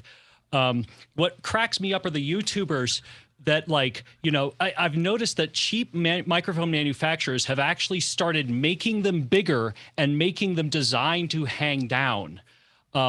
I've noticed this trend on YouTube. So if it's a status symbol, it's a stupid one because this is a pain in the butt. You have to learn how to use it. And Fenwick's mic costs more than every mic on this panel combined. Well, except for Mickey's. Except for Mickey's, sorry. Except for it's not that expensive. What I was going to say is, and I was showing, is just the I'm sorry, I hit the wrong camera. The proximity. I'm amazed. Is that going to change? Like this is, this is actually quite close, and yet because it's the way it's mounted and boomed, it doesn't show up in my shot at all. It's good. It's a good mic. Right. No. I don't have to show it off. And the logo is pointing toward me, Bill. Thank you. Next question. All right, moving to the Roberto Barrow question from Plymouth Meeting, Pennsylvania. Roberto says, our church includes a medium-sized orchestra each Sunday. Any suggestion on miking violins, cello, flute, and brass as a group and individual? In the essence of speed, we're just going to hand this one to Jeff and have Jeff answer this if he's willing to, and then we'll move on to the next question. My first question would be, is this for amplification in the room, or is this just for recording and live stream? Because if you need to amplify violins, especially against brass and other things in the room, then you need to be much closer than I would ever want to be just for pure recording. And I would probably recommend you go with DPA mics, DPA 4099 mounted on those string instruments. We've had a lot of success with a variety of instrument mounted DPAs. I think at one point we had a whole collection of them, and they were, just great solutions. Yeah, absolutely. Next question. Eddie Scott of Mission Viejo, California says, can somebody address miking a snare drum with a top-bottom anti-phase array? Go ahead, Jason. Heil Mike does a really great example of this on a really, really short kind of a Shure clone that I really like because it can take the SPL. That's, yeah. Go Jeff and then Mickey. So a snare drum is a stretched membrane. It's a diaphragm. And so if you put a mic on the top and the bottom of it, the diaphragm is moving towards one mic and away from the other mic. And so the electrical signal that the microphone is getting are opposite polarity. It's pushing pressure on one mic while it's pulling away from the other. This can also happen if you mic opposite sides of a open-backed guitar combo, guitar speaker. So the idea is you just need to invert the polarity of typically the bottom mic, because most of the other drum mics are above the drums. You invert the polarity of the bottom. Notice I said polarity and not phase. Phase is way more complex. Here's the way to tell. If it's a yes-no binary answer, if you can just flip it or invert it or reverse it, you're talking about polarity. Phase is in degrees. It's it's an expression of delay that does not use seconds. It's an expression of delay as portions of a cycle, degrees. That's great. Next question. I'm going to start using phase lock to 180. Talak Miguel Lopez Waterman in Queens says, second hour, is presence affected by the hard reflections in the room? Yes. That is the answer. Go ahead, Mickey. Yeah. Yes, but indirectly. There, that's my answer. Yeah, I mean, the bottom line is that your reflections, the room is going, all your audio reflections in your room are going to be affected by the, by whatever you're doing to the mic. So what the room absorbs, and the thing that we talk about a lot is the fact that, when you have a lot of hard surfaces, every surface is reflecting some sound back. And it's just, what is it reflecting? What is it absorbing? What is it? And so you just want to, you want to think about, when you look at it, you just think about it as mirrors and other things like, black cloth or a white cloth or a mirror or all those things. A hard surface is like a mirror. A semi-hard surface is kind of like a big white wall. And, diffusion or blankets start to create darker colors. If you want to think about it in colors, it's kind of how I think about it when I look around. Generally I want to absorb as much as I can, but you have to be careful of, like, if you absorb too much in one frequency, it will accentuate other frequencies. So if you absorb all your mid and highs with a bunch of sonics, you now need bass traps, because otherwise everything will sound really bassy. so I cover my walls, but I don't cover them all the way. I let things reflect, and I let, like there's a bunch of things that I've kind of added to it to, kind of reduce that. And it's not perfect. Mine isn't perfect, but you do have to think about all those things affect what the mic is picking up. Go ahead, Marty. So there are early reflections and late reflections, and they have different effects. Early reflection would be like under 20 milliseconds, and those help to like reinforce the sound. When you hear an indoor sound versus an open field sound, it's mostly because of early reflections. Late reflections would be like reflections off the back wall of a hall and sound more like an echo. There's one room that I work in that has all hard surfaces, and the wall opposite the stage is mostly hardwood doors and sheetrock. And if you hit a cowbell, a snare drum, you can just hear it reflect right back at you. So, but, and those are more in the higher frequency range, but low frequencies can be a problem too. So here's something that I've learned. A bass amp, if you put a bass amp like 6 feet in front of the back wall of the stage, and then put a microphone somewhere near the front of the bass amp, it will actually cancel out, because you have the amplifier in bass frequencies is pretty much omnidirectional. So you have the sound going to the back of the stage, reflecting and coming back. And if it arrives back at the amplifier 180 degrees out of phase, it will completely cancel at the microphone, at the amplifier too, and you won't get any energy out into the audience. It's great. We have a really good sound panel. I just have to say that Tuesdays are dense. Like there's like a lot of dense theory that goes in. I always tell people, like, if you're going to test one on office hours, you come on Tuesdays. Our audio gets technical. It's very good. We're going to do one more question. Tony, you've got all 3 of the last questions here, and we're just going to pick the last one. And what I would recommend, Tony, is to ask the other 2 tomorrow. They're just not mic placement questions, and they're great questions, and I don't want to short shrift them with a short answer. So we'll add the last 2 that we'll do is the last one is the best placement for the Rode USB mic. I would say that it is going to be similar to what you see Jason have with the Heil, which is, that's for almost every mic that I have. My tendency is to go towards a 45-degree angle. But if Jason's going forward, looking forward, what you want is I generally want if I'm going to get that close to it, I'm going to want it to, I want to be able to breathe out and not have it hit the mic so I don't get plosives. So I tend to, that's where I tend to put mics from. If they're going to be close to me, they're going to be at this angle, and I'm listening for. Now Jason's got a wind, protection there on it, but still that along with it coming out, and you'll see Bill has it. So that's tends to be how I take most of those mics. And yeah, for me, what I do is if I've got nothing on the floor going on and I've got a nice carpet, I'll angle it down.